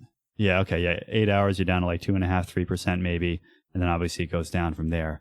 You get to like 12 air changes per hour, and that starts to drop to almost nothing. You're down at 1% even after 8 hours. So that's where these air changes per hour, if there is a concern about airborne infection, the ventilation rate here is really a big deal for preventing the spread of that within a space and then bigger picture within a building. Yeah, it is pretty interesting when you're at the higher air change rate. I mean, it's when you're obviously like, is it 9, even 6 for those first 5 hours? It's very, very small chance. Right. So it seems like you can do quite a bit by just bringing in a decent amount of outside air and refreshing the air in this space. It actually is pretty effective at mitigating this infection risk, again, with all the assumptions we've made here. Yeah, it's kind of like the same, the curve starting to flatten out when your air change rate's higher than 3 or something like that. Between 3 and 4.4, it seems like it starts to flatten up quite a bit.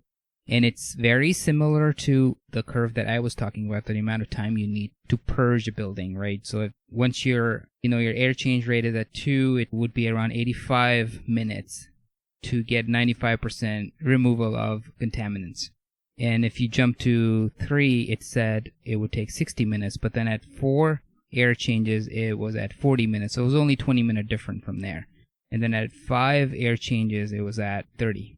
So you can kind of see that it's sort of a different way they're correlating with each other. Yeah, it's sort of like a diminishing returns. You can keep cranking up that airflow, but the more you do it, the less of a benefit you get. So there's probably a bit of a sweet spot somewhere in the middle there, around That's that right. 2 or 4 kind of air changes. Yeah, I think the goal here is that at some point, I mean, if you think about it just conceptually, it's like you have the person who's infected putting a certain amount of these virus particles into the air, and then you're kind of fighting that with the amount of fresh air you're bringing in, and you're trying to just keep up with that, right? You're trying to keep ahead of the amount that this person is producing by the amount of air that you're exhausting out of that space and the amount of fresh air that you're replenishing within that space.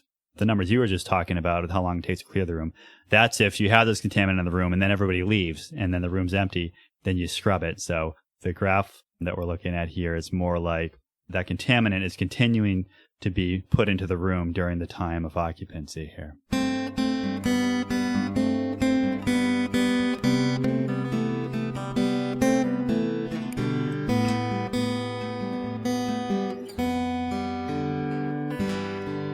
So now we've kind of put this theoretical thing out there that whatever the numbers are, that there's certain air change values that are going to be pretty effective at hopefully controlling this thing and certain ones that aren't. Before we get into the specifics of how schools are managing that, just generally, what kind of capabilities are you guys seeing in schools? For one thing, what are schools designed for in terms of the air changes per hour? And what are you guys, we talked about this a little bit already, but what are you seeing as their capability to start to take additional measures to address these risks?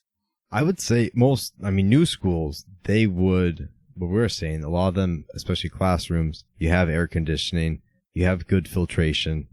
I would say, you're definitely hitting at least 6 air changes an hour, most likely more. Nowadays with higher loads, more people have computers, so you have to have more of a cooling load. It would be easily 6 air changes an hour. And most of what we do, we have Merv 13 filters, which will take out a fair amount of smaller particles. Is that right? So in new schools, you're putting Merv 13 filters in the air handlers in a school building? Or is that something you're doing now because of COVID? In my experience, I started in California, and back in 2006, we were doing Merv 13 filters. California has some different codes and that stuff, but it was kind of good engineering practice. But these would also be recirculation systems. We would not do 100% outside air. It would be 20 to 30% outside air. So we'd have our Merv 13 filters to get the air before it leaves the air handling unit. Just to tag along a little bit on that note from Joe, LEED plays a little bit of role in it too. Code minimum says, Merv 8. But then LEED says you have to have, to get a LEED point, you can improve your filters to Merv 13. And oftentimes, good engineering firms, this is a standard practice that, the first bank of filters is usually Merv 13. On the return side, however, it's typically Merv 8. It's not Merv 13. And I don't think that anybody really thought this through in terms of the viruses and so forth, because in a mixed air system, sometimes up to 70%, sometimes even higher. In the school setting, you could have a return air portion of it is 70%, so it's only going through Merv 8. And then, like I mentioned before, that a virus that is a virus droplet, a particle that's between 0.3 to 1 micron, Merv 8 filters are only about 20% effective. So it comes out and then it mixes with the fresh air. But again, from HVAC point of view, we always say that, the problem to pollution is what? Delusion, right? The solution to pollution is dilution, right? Yeah, exactly. So, you mix air with that and then you bring it back in. So that's a standard practice as far as, like Joe mentioned, he's been doing that since 2006 and I've been doing it maybe a couple more years earlier than that.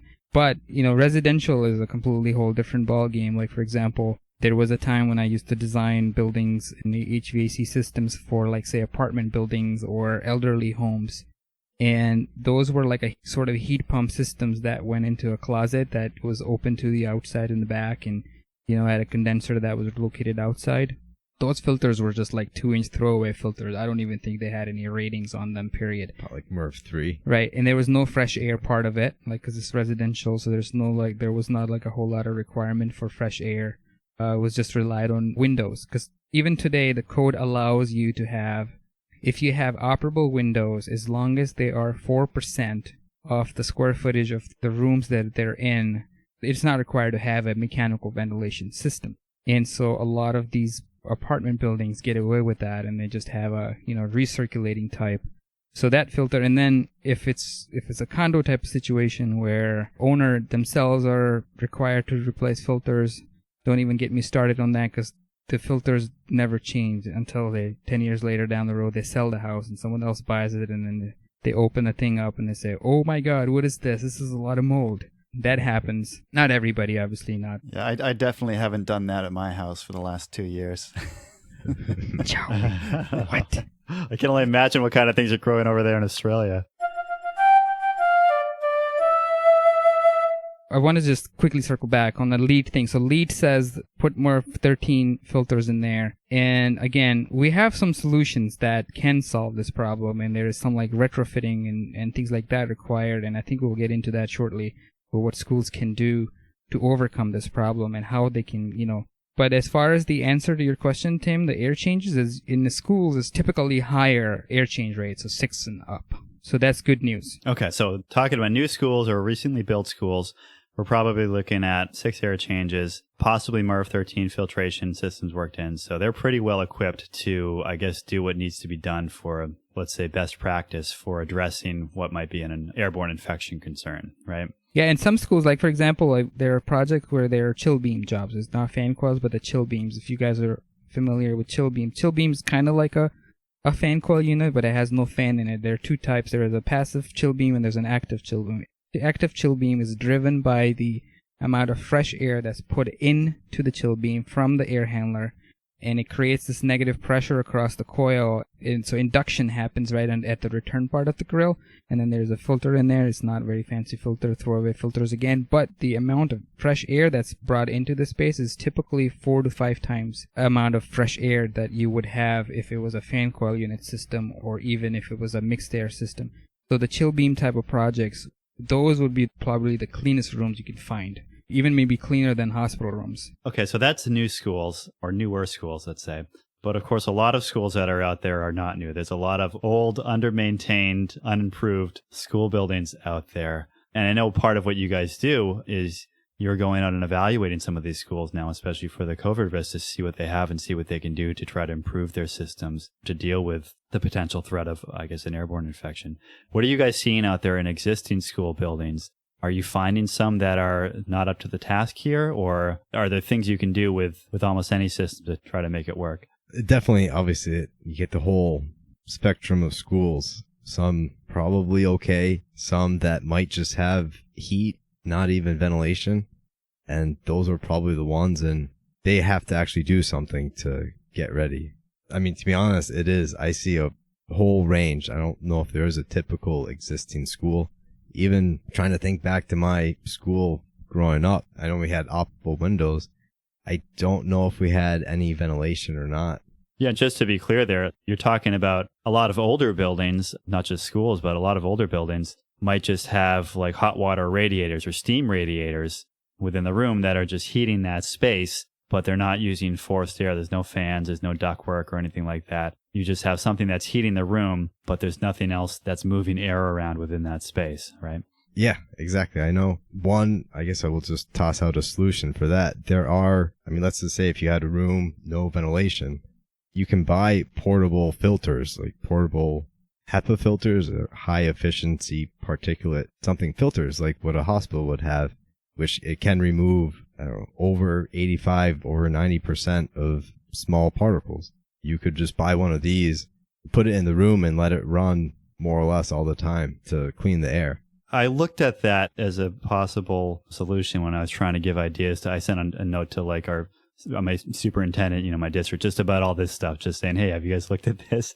And one thing I suggested was maybe you get some kind of portable thing that you could put in the room. But when I looked into them, at least the ones you can get like on Amazon, it seemed like the Hepa filters I was seeing were like comparable to maybe like a Merv 8. Is that right? Or when we talk about Hepa filters, are we talking about something that's a higher quality filter? Yeah.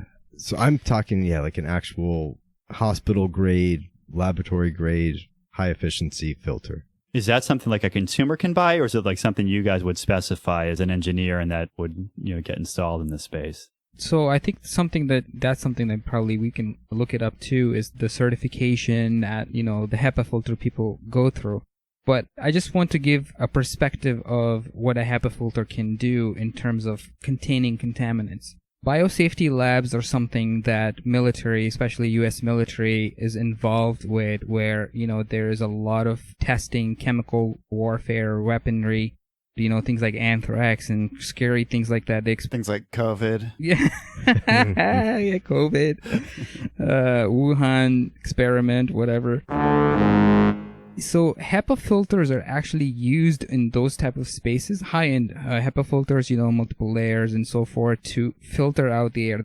So there are two types of filters, HEPA and HEGA filters, that are used in the biosafety labs. And I personally had a pleasure, not so much, of building one years ago in 2006, actually, Joe, when you started. Yeah. And the biosafety for is so scary that epoxy coated everything. Everything is stainless steel. It's welded. It's not even threaded. You can't even use flux, any of that. And if you enter the lab, you have to go through a chemical shower that's vacuum sealed. So you enter one door and it seals first. Then you have to shower from all 6 dimensions, bottom, top, right, left, corners. You have whatever inside a suit.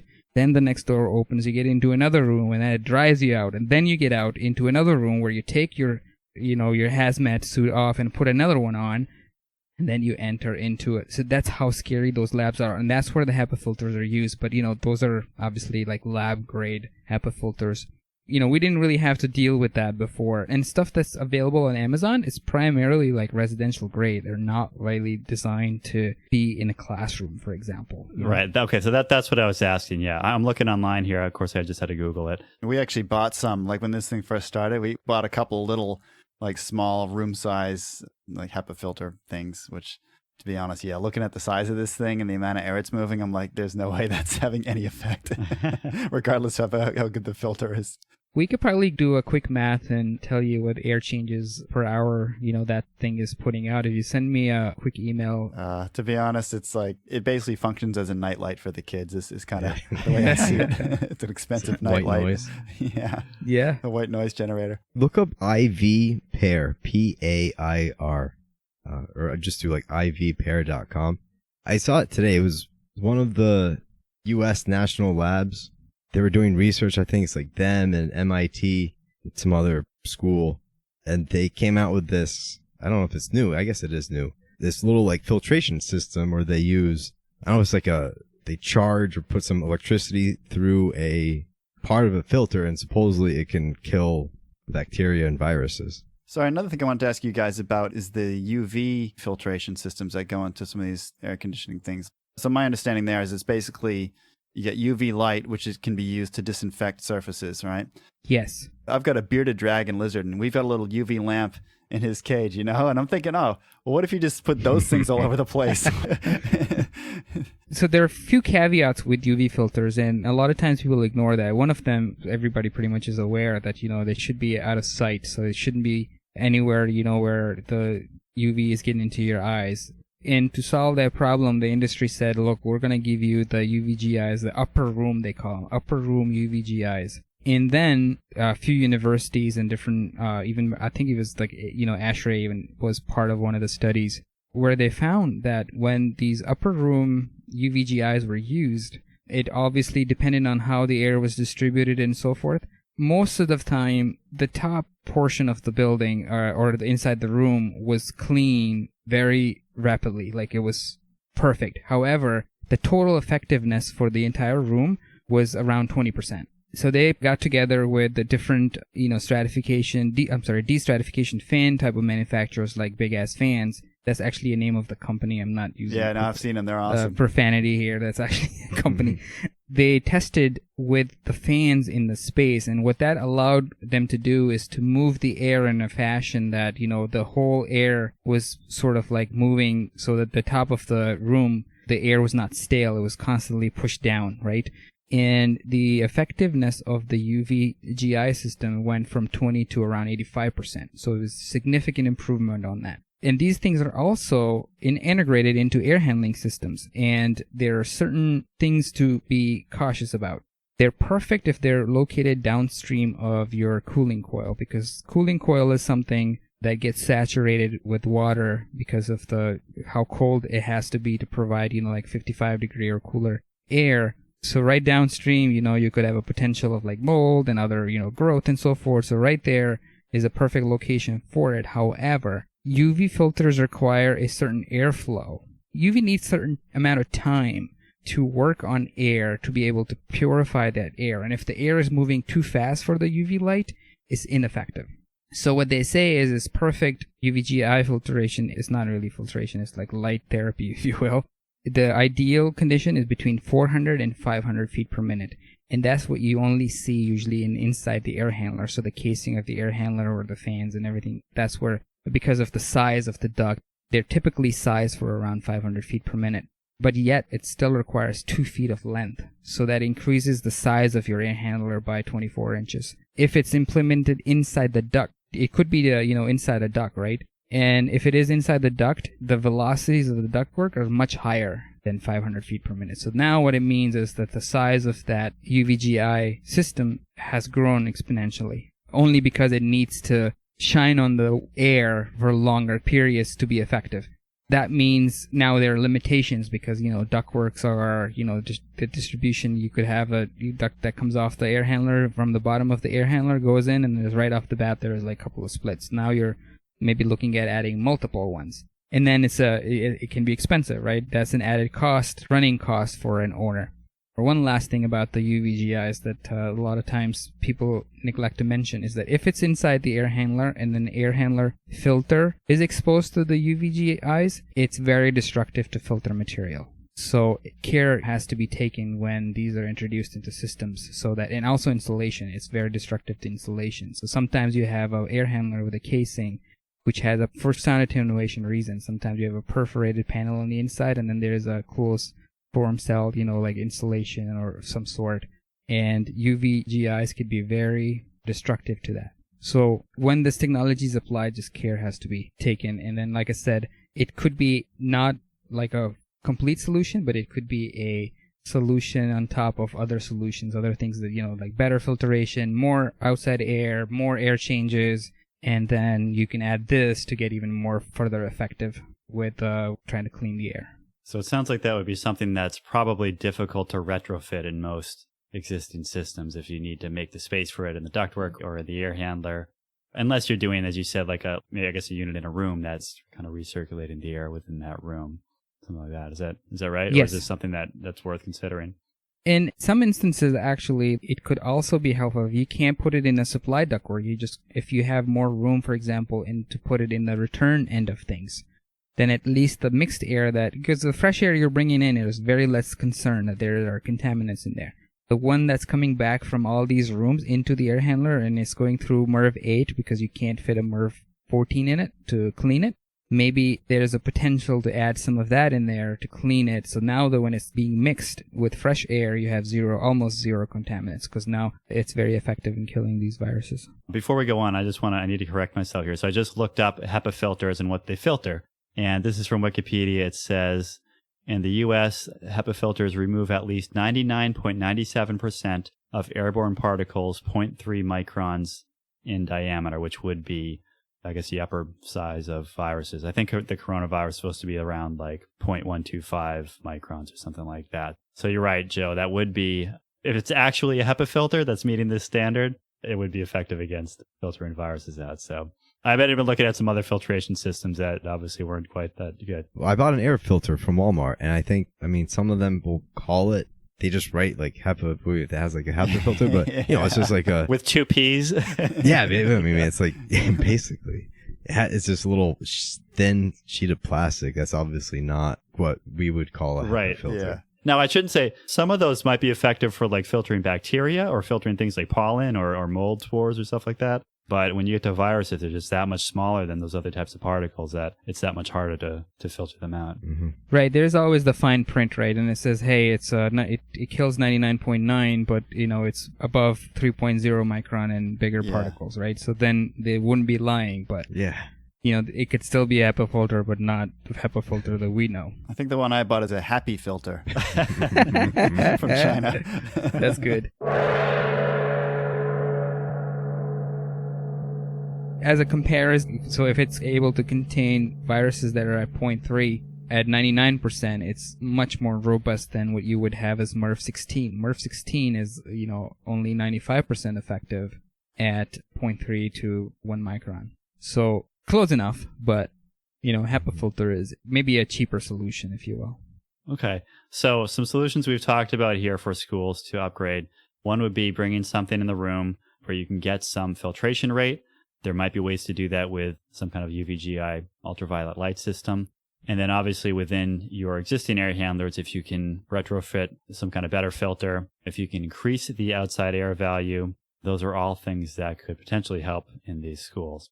What else are you guys seeing as strategies to try to address this? You mentioned sequencing earlier, and I cut Joe off, but do you want to get back into that and just talk about some other, operational strategies for trying to reduce these kind of infection risks? I think with the sequencing, one thing that we see, the idea is that you could you run your air handling systems before occupancy and after. And if you run it before, you can kind of purge that air, get it nice and clean. You run it afterwards to evacuate the air, hopefully remove a substantial part of any virus or particulates. That's a pretty big one. Another is, especially now with energy saving controls, you will almost want to reduce your outside air if you have some spot that, maybe there's a conference room where you expect 10 people, there's only 2, so you don't need that much outside air. You will decrease your outside air rate. We are seeing a lot of, you basically will disable such controls so that you are not going to reduce outside air. Even if you could to save energy, you will kind of maintain at least your minimum outside air and just let it run like that basically all day. If your systems do not have adequate filters, you could run your air handling systems all night and more or less just not shut it off.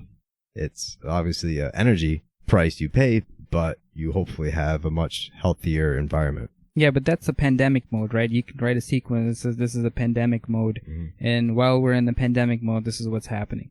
And I'd like to add one more thing to Joe's comments is oftentimes, and especially in schools or areas where, you have classrooms, meeting rooms, we often, in our sequences or design, sometimes we have a demand controlled ventilation integrated. So it's strictly going off of a CO2 level in rooms. So there are two ways of doing it. You sometimes have occupancy sensors or sometimes you have CO2 sensors. You have occupancy sensors when there's nobody in the room, the system goes to, minimum.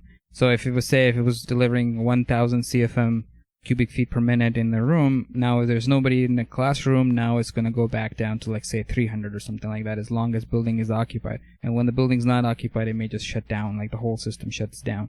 And the other way would be the CO2. So CO2 would be set to say run at this low speed as long as the CO2 levels of part per million are at around 500 parts per million. When they start to increase above 600, start to ramp up the speed of the fans and bring more air. So the air change rate starts to change in the room. And you go to, say twice as much air probably, right?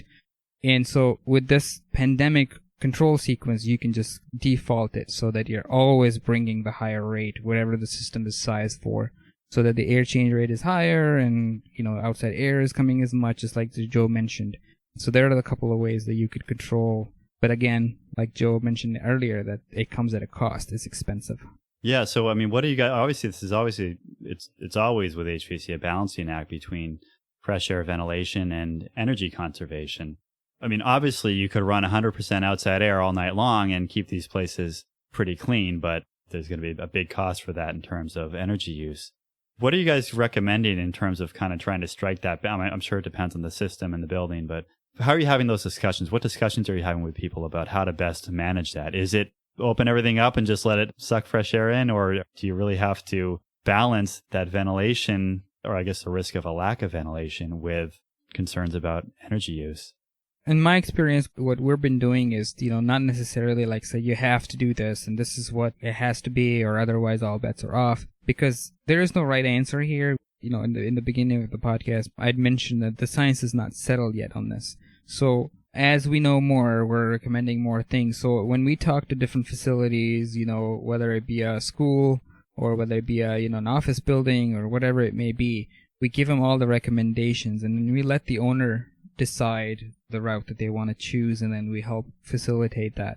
But there, like I said, there's no correct answer here. It's just, added measures and what the occupants and the owners of the building feel comfortable with. So I guess to follow up on that, there was one more technical bit I wanted to get into about an article you sent us, Joe. But just to follow up on what you just said, Goshi, you're going to have schools all over the place that have all different kinds of capabilities in terms of their HVAC systems when we're looking at the potential for trying to introduce more air changes in these spaces.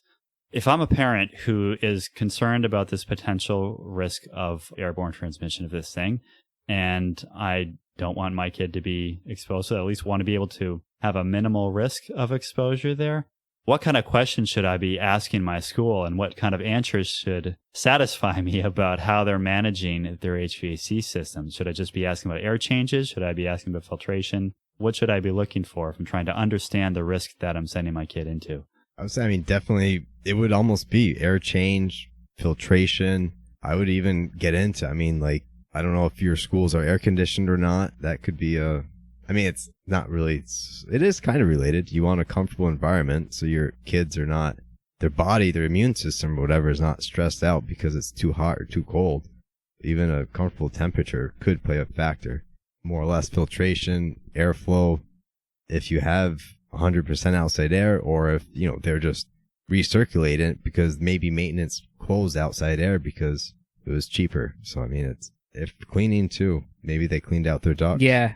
Another factor that we haven't really discussed too is the humidity in the rooms. I've seen some other studies. Yes, I was just gonna say that. Do you want to jump in on that? Well, I didn't want to cut you off. Sorry, I just wanted to comment on that. That's right. Now you probably know better than I do. Well, I think we're all still learning. But ASHRAE did have a statement on that, and what ASHRAE says is that there is an evidence that viruses tend to grow when the humidity levels are not controlled, and the ideal humidity levels that they recommend are anywhere between 40 to 60%. Now, in summer, especially in the Northeast here, that's easy for us to do. We like to, at least the new HVAC systems are sometimes designed up to like maximum 60% relative humidity, but more like around 50%. At least that's our experience anyways. So it's easy to maintain the humidity control in summer, but when it comes to winter, it tends to drop quite a bit. Sometimes it's 20%, sometimes it's 15% inside the building, 30%. So it drops below 40%. And it's very difficult to incorporate that inside the building, especially if it's an existing building, because now you have to introduce humidifiers, right? That are, there's the little probes, and they just inject they sprinkle water into the airstream, and then the air carries that, and then you have humidity sensors all over the place that are trying to maintain that. But the issue with that is that in the winter especially, there is a potential for microbial growth, inside the walls and stuff. So most of these buildings the envelopes are not designed to account for that. So, the vapor barriers and all those things, and I'm not an expert on envelope. An envelope consultant can probably speak better of that, but that's something that you need to consider and be looked at if someone decides to introduce, hey, we have to maintain between 40 to 60%. And on top of that, ASHRAE has also said that the human activity level is improved. There is evidence of humans perform better when the humidity levels are controlled between 40 to 60%.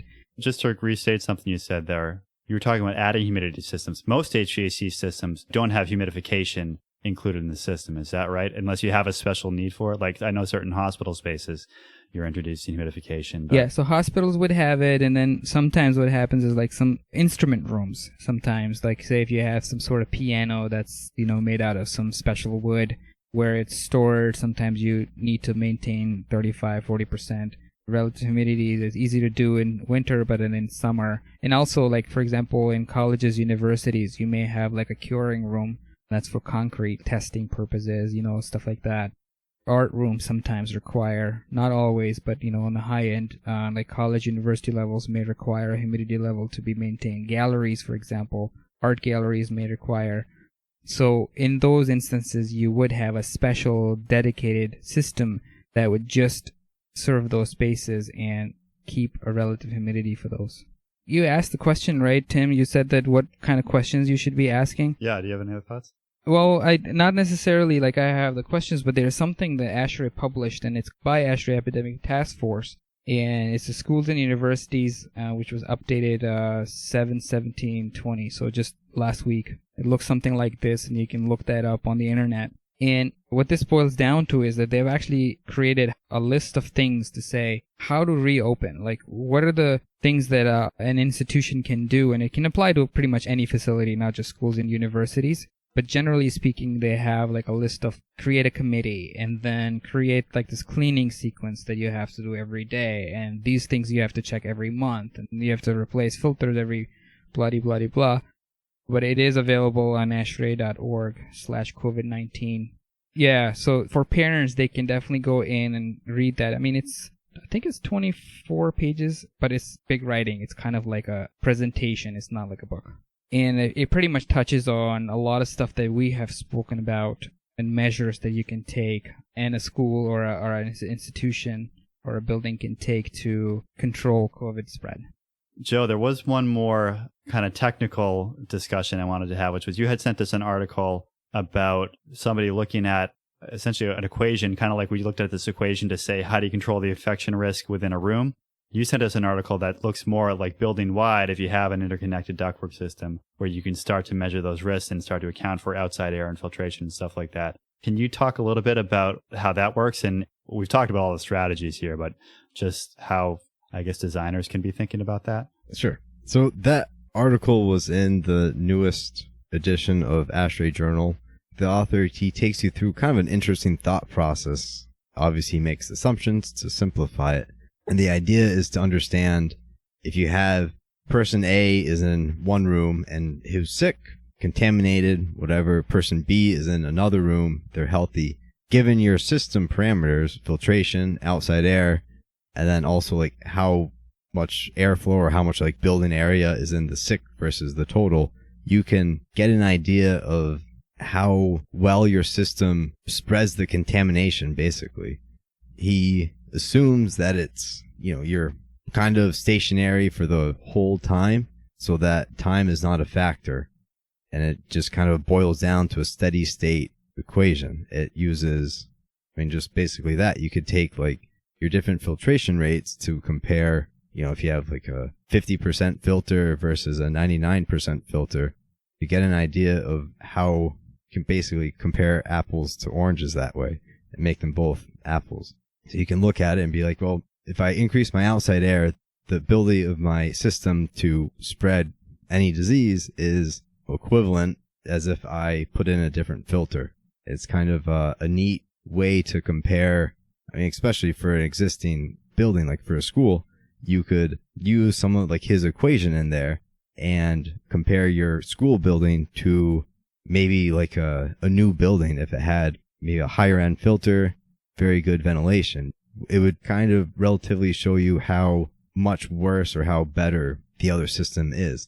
One thing that I thought was kind of interesting about it, it shows that the room where the sick person is, if it has a very effective ventilation system, it just means, great, it's great for that guy, but it also means you're capturing a lot more of the bacteria or disease and spreading it around. It really clearly shows the impact of having a recirculation system versus 100% outside air.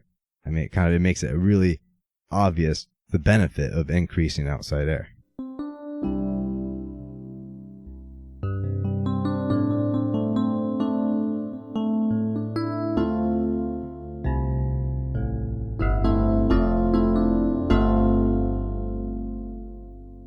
I think we're getting towards the end here. Thank you guys for taking all the time with us. There was one more, a very important question I wanted to bat around with you guys, which is masks.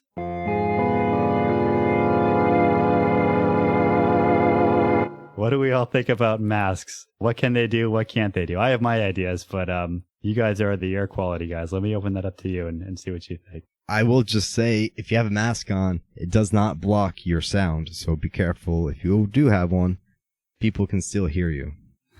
That's a good one. I want to hear what Joe B has to say about that.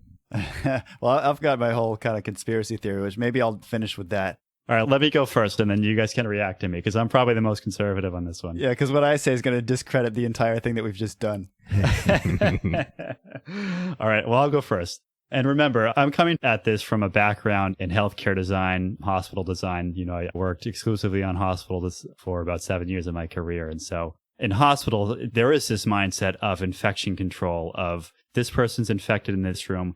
We want to contain that. We want to use PPE. There's all these different strategies for controlling and managing that infection risk within a role. So that's kind of the headspace that I've been in with this whole thing.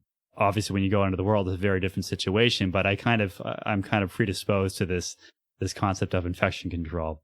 So my thought with a mask, getting back to the whole discussion about the droplets and the aerosols, I think there are a couple things that masks can do and a couple things that they can't do.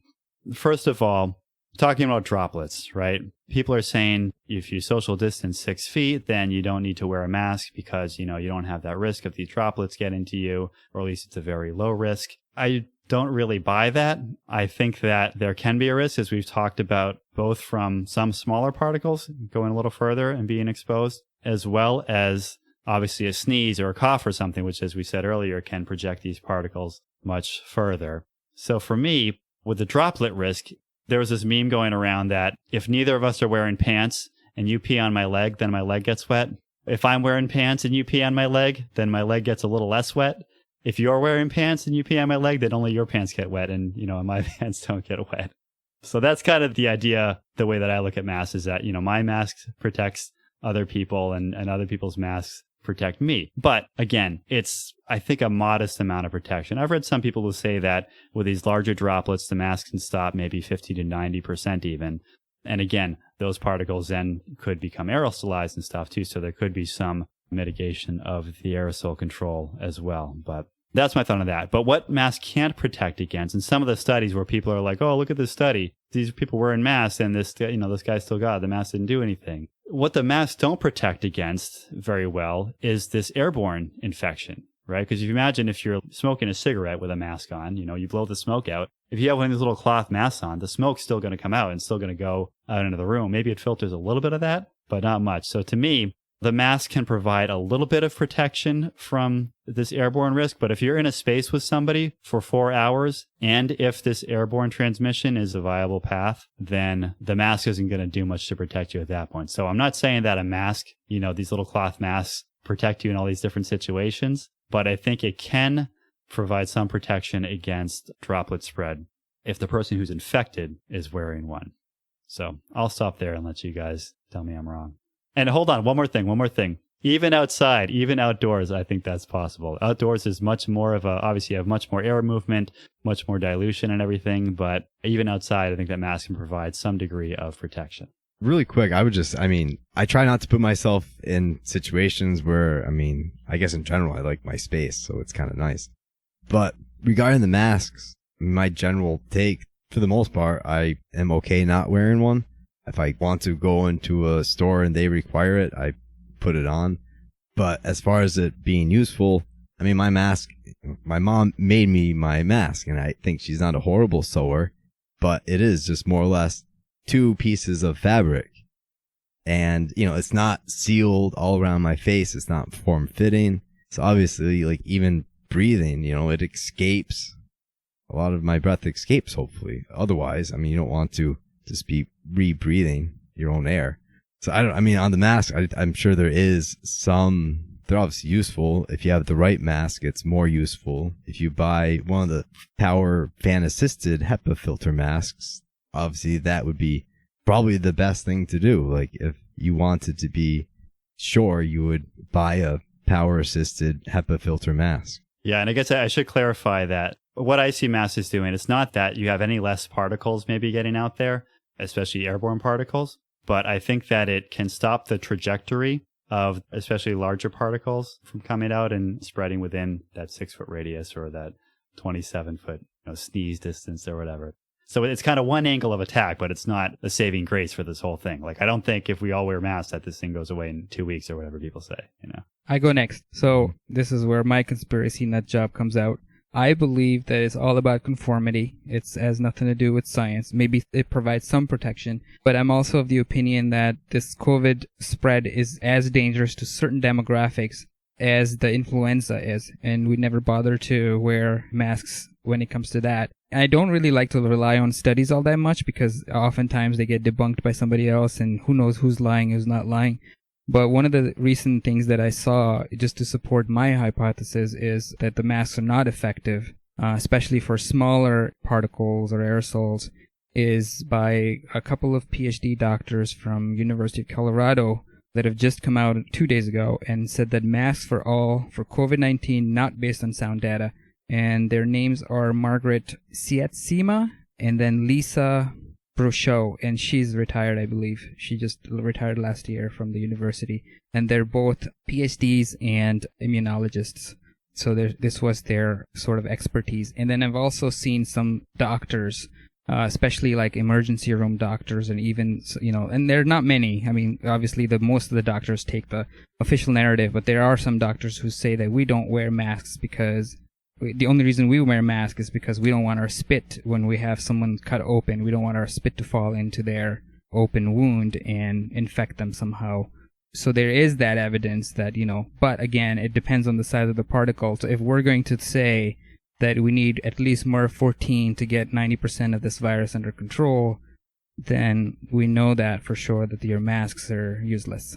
Yeah, just to be clear, I'm not saying that me wearing a mask protects me significantly. I think that, especially from airborne particles, these masks do probably nothing against these smaller aerosolized airborne particles. I'm just saying that for somebody who is infected wearing a mask, that I think there's some level of protection there for other people. Yeah, I saw a study which was similar to one that Gosha just mentioned, which was, it might have been the same one, but basically they did sort of a meta-analysis of some other previous studies, not for COVID, but for other similar diseases like SARS and flu and stuff like that. And it was actually pretty much a randomized controlled study, so it's, more or less the gold standard as far as science goes. They were looking at randomized controlled studies, looking at the effectiveness of masks, as well as some other things like washing hands and stuff like that for preventing disease. And they basically found that there was effectively zero additional benefit. And there was, of course, a bit of a range there. But on the average, there was effectively zero additional benefit on this sort of epidemiological scale of things. Now, I don't know, it's funny because, when we talk about like Austrian economics, right? Austrian economics starts from these very basic microeconomic assumptions and then builds up this whole kind of macroeconomic system from there. And Austrians get a lot of criticism for that approach, what they call the a priori approach, where they basically say, well, but look, there's all these complexities in the real world that you guys aren't looking at. And I think some of the stuff with the masks is sort of doing that same thing, where they're basically saying, well, look, obviously, if I've got a mask on and I'm talking, it's going to catch some of this stuff coming out of my mouth. But what this meta study does is it's just looking at, said, okay, that's great. We're going to look at what has actually happened when people have worn masks and when they haven't. And it's basically come out, because there's probably other factors that go into it, like actual compliance, when are they actually wearing the mask all the time and stuff like that, and you see these people around where like they got a mask hanging down around their chin, they got it on, but it's not covering their face.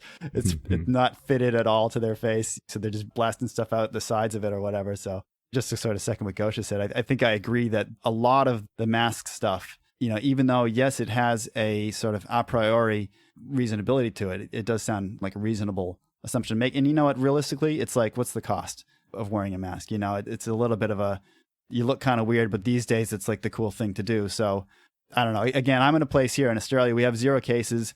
There's no restrictions being enforced. I haven't worn a mask throughout this whole thing. My wife actually had ordered a pack of masks, like $100 worth of masks off of Amazon, like right when this thing first started.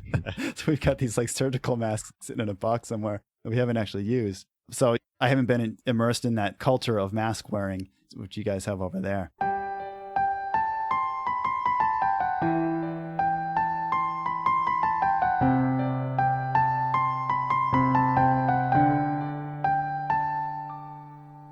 Look, I got to get going in about 5 minutes, so I'm just going to spew out my crackpot take, which has been promised. All right, fire away. The first thing I need to talk about, which we haven't discussed, is that there is another source of virus-containing aerosols. And I think there was a case study, I think from the original SARS or from some flu or something like that. And that is, of course, the threat of contagion due to aerosolized diarrhea. I can't tell you how many nights I've woken up dreading that. Well, yeah, you won't sleep tonight. Look up that study. You just gotta think that over, and then you won't sleep. Yeah, it's funny reading all this stuff, all this research that we've been looking into. I'm so self-conscious now, like when I talk about how much crap is coming out of my mouth, beyond the crap that I'm speaking. The actual fluids that are coming out of my mouth. I was having coffee with someone the other day, and like this guy's talking at me. I'm looking at my coffee cup. I'm like, that coffee cup's like this far away from his mouth. How much of his spit is getting into my coffee right now? See, he should be wearing a mask. You gotta be wearing a mask. Fear is the real virus, you guys. That's it. Here's my crackpot tape. So the whole thing with this is everyone's saying, oh, look, we got to have all these measures in effect until there's a vaccine. It spreads so rapidly, which if you compare it to the original SARS in 2003, there was only 8,000 people that were infected with that. It was basically managed to be contained because it was only spreadable by people who had pretty visible symptoms. So the only places where it was really spread were like in hospitals, as well as there was a few kind of people that got exposure and then took it home to Canada or something like that. But for the most part, if people say, oh, well, the original SARS virus just died out, so that could happen with this one too. It's a bit of a different animal here. This one is obviously much more contagious. It is spreading a lot more. And there's some controversy over this asymptomatic spread thing, but it's not completely crazy. It seems like a reasonable assumption based on the evidence. So what everyone says is, oh, well, so basically we got to have all these lockdowns and everything in effect until the point when we can have a vaccine, right? A safe working vaccine. Again, I'm no biologist. I'm no epidemiologist. I just think that's completely ridiculous. I just think it's a pipe dream. It's not going to happen in any reasonable amount of time. Or if it is, it's certainly not going to be tested, long-term tested or anything like that. So I'm thinking, okay, well, what's some other potential way to approach this thing? And I actually heard a podcast with some other guy. I think this guy was an economist, basically saying the same sort of thing, saying, look, there's no way you can ever have a virus for this thing. Don't even pretend. A vaccine. A vaccine for this thing. Like, that's just ridiculous. But he's saying basically what you could do is you could essentially expose people to it in some sort of controlled environment, let them develop natural immunity, and then they kind of go out and have this herd immunity, right? Now, of course, we know that old people are very susceptible to this thing, so you wouldn't want to have old people doing this, but you could have young, healthy people. You could do whatever screens you need to do, make sure their vitamin D levels are good and everything, and then you rent out a hotel somewhere. You go in, put them in a room, you spray a little COVID at them, and you say, okay, now you hang out. Put them on a cruise ship. So now you hang out in this hotel room or this cruise ship or whatever for the next 2 weeks. That's your quarantine period. And, you might get sick, you might not get sick. You'll have medical people in the area that can support you if you get sick. But essentially what that's doing is it's the same thing that a vaccine would do. It's exposing people to the virus and allowing them to develop that immunity. And then eventually you can build up that herd immunity, which means that there's so many people that have it that it's very hard for the virus to find new people to spread to. Just to add to that, I just want to say that Reason Magazine, July 1st, had an article that said the COVID-19 herd immunity is much closer than antibody tests suggest, says two new studies. And both of the that you can read up online, but apparently there are two studies, Germany and France, I believe they've done, one on 200 people and the other on 365 people with random people. Some were asymptomatic, some were actually COVID with symptoms, and they found that the herd immunity was like achieved in 4 days or something like that. So I think those studies sound very promising, except that at the time, at least a month ago, they were not peer reviewed.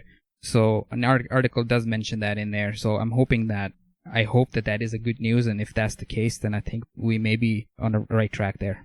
Yeah, and I actually just saw a study thing that was announced. It was all over the news yesterday, saying COVID may have spread 10 times more than what we've previously measured, because what they were doing is they were measuring these samples, I don't know if they're blood samples or spit samples or what, from people that they kind of had on file, and they actually found this prevalence of it was 10 times more.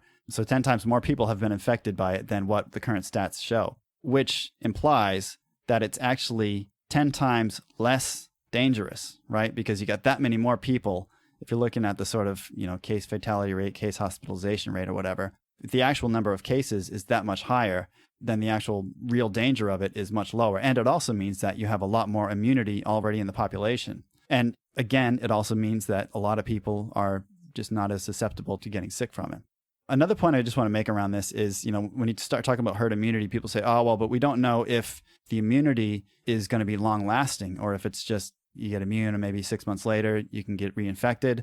But I guess my point on that is, well, that's going to be the same case whether or not you get infected in this sort of exposure method or if it's a vaccine. Correct. Now, of course, if it's a vaccine, then that's the best situation for Pfizer because that means, oh, well, you got to get a booster every 6 months. And so they're saying Pfizer or whoever comes up with this thing is going to have like a $15 billion windfall when they release this vaccine, but that's if it's a one-off vaccine for everybody. What happens when it's like every 6 or 12 months, everyone's got to get a booster, just like the flu shot, because the flu shot mutates and all that. And the other thing with the SARS thing is early on, I was looking at trying to work out, look, what's the mutation rate of this thing? From what I can see, I don't think anyone really quite knows that at this stage. And I don't know, I haven't done a lot of research lately on that to see if that's been nailed down a bit better. But one early thing I found was suggesting that it was somewhere like between influenza A and influenza B rates, which, as we know, those things mutate every year, which is why the flu shot doesn't work. I agree with that.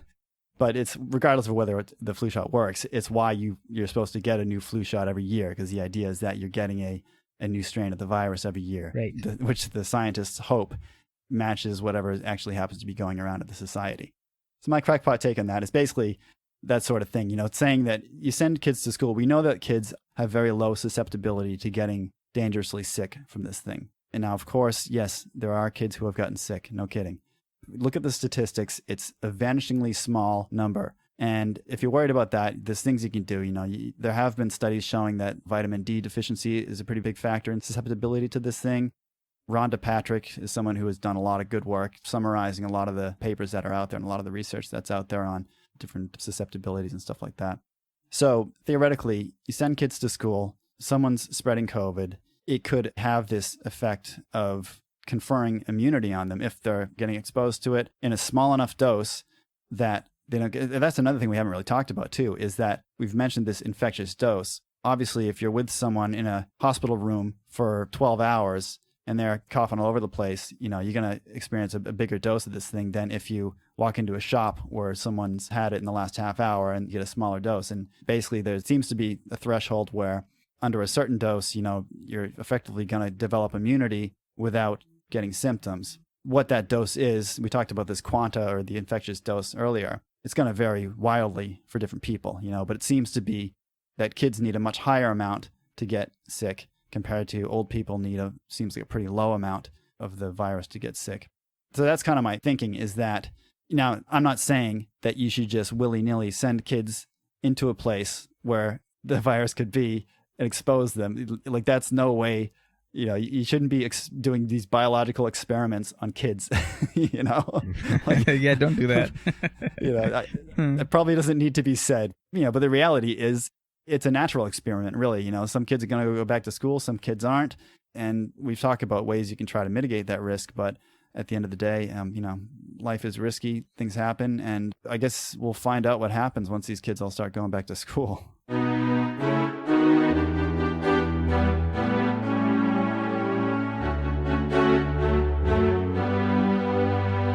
All right, well, I think that's a good point to end on.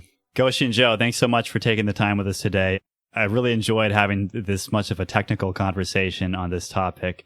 I think that it's something that isn't really on a lot of people's radar. At least I haven't heard about it. I mean, maybe you guys see it in your industry, but part of my concern is that as schools are looking at strategies to reopen, that they might be underestimating this potential of airborne risk. And to my mind, when you're in a space with other people for 8 hours, that risk may start to become significant related to these other modes of transport. So I think we at least came up with some ideas here, or things people can be looking at to try to mitigate that potential risk.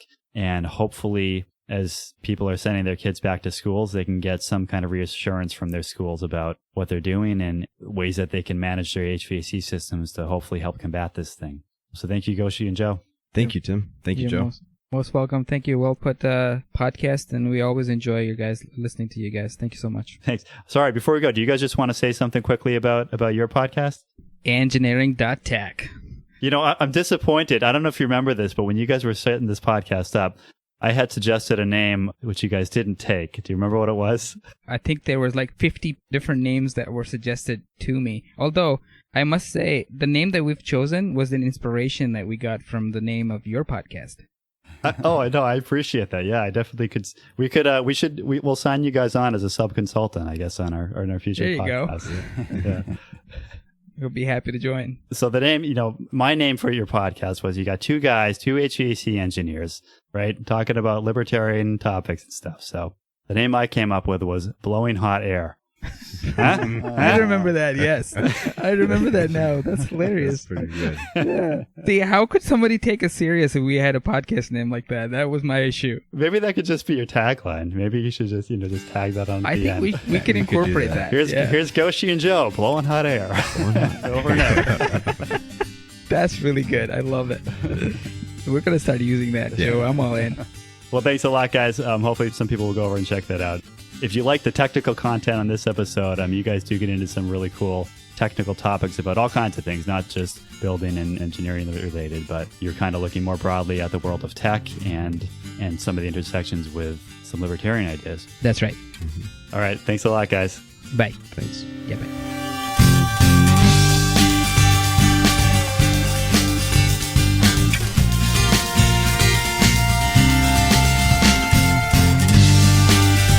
Thanks for listening to AnArchitecture Podcast, the built environment of a stateless society. Visit AnArchitecturePodcast.com to follow our blog and social media and find out how you can support us through Patreon or with cryptocurrency.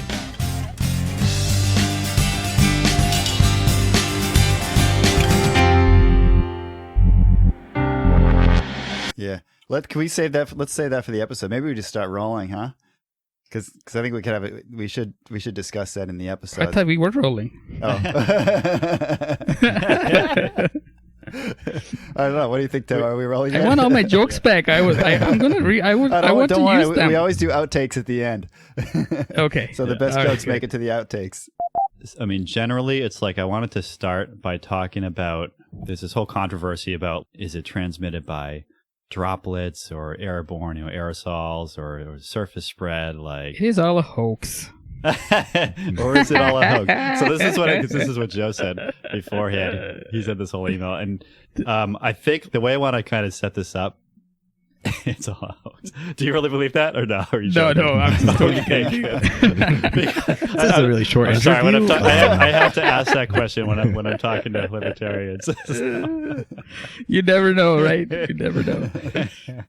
I think my attitude. Well, I think I'm kind of biased because I am in this position where it's not a big deal here because there aren't cases. But like in Melbourne, they've had a lot of escalating cases lately. But they're also testing like 40,000 people a day in Melbourne. So of course they're fine. If they were testing people like that here, they'd probably find some cases too, It's kind of like, everyone made fun of Trump. He made some comment about, if they stop testing people, then you'll stop finding all these cases, it's actually true. But he said it kind of backwards. He should have said like, well, the reason they're finding so many cases is because they're testing more people. But of course, it being Trump, he had to say it the dumbest way possible. So He reminds me of Bush Jr. Yeah. Just a little bit. No, I actually, on that same note, Joe, I remember seeing a meme, and the meme said something like this: if you did a lot of IQ tests, more IQ tests you'll take, more dumb people you'll find. Yeah, exactly. Yeah, because there's probably a selection bias. Like the kind of people that take IQ tests probably tend to be a bit higher IQ, right?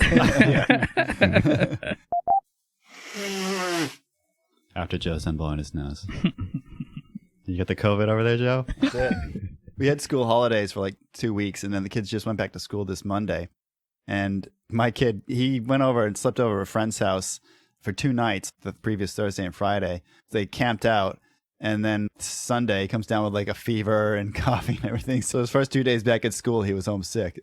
Oh my gosh. It's like, it's probably not COVID. You get him a test? Nah.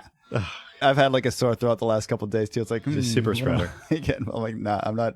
Again, it's like, if you don't test, it's not COVID. So some people would say even if you do test, it's not COVID. False positives. That's it. What do you think? We ready to roll? Yeah. These guys have been ready to roll for the last 15 minutes. We keep running our mouths. I'm so mad about that. Bye, Joe. Thanks, guys. Yeah, I got to go get my teeth cleaned. Make sure the dentist wears a mask.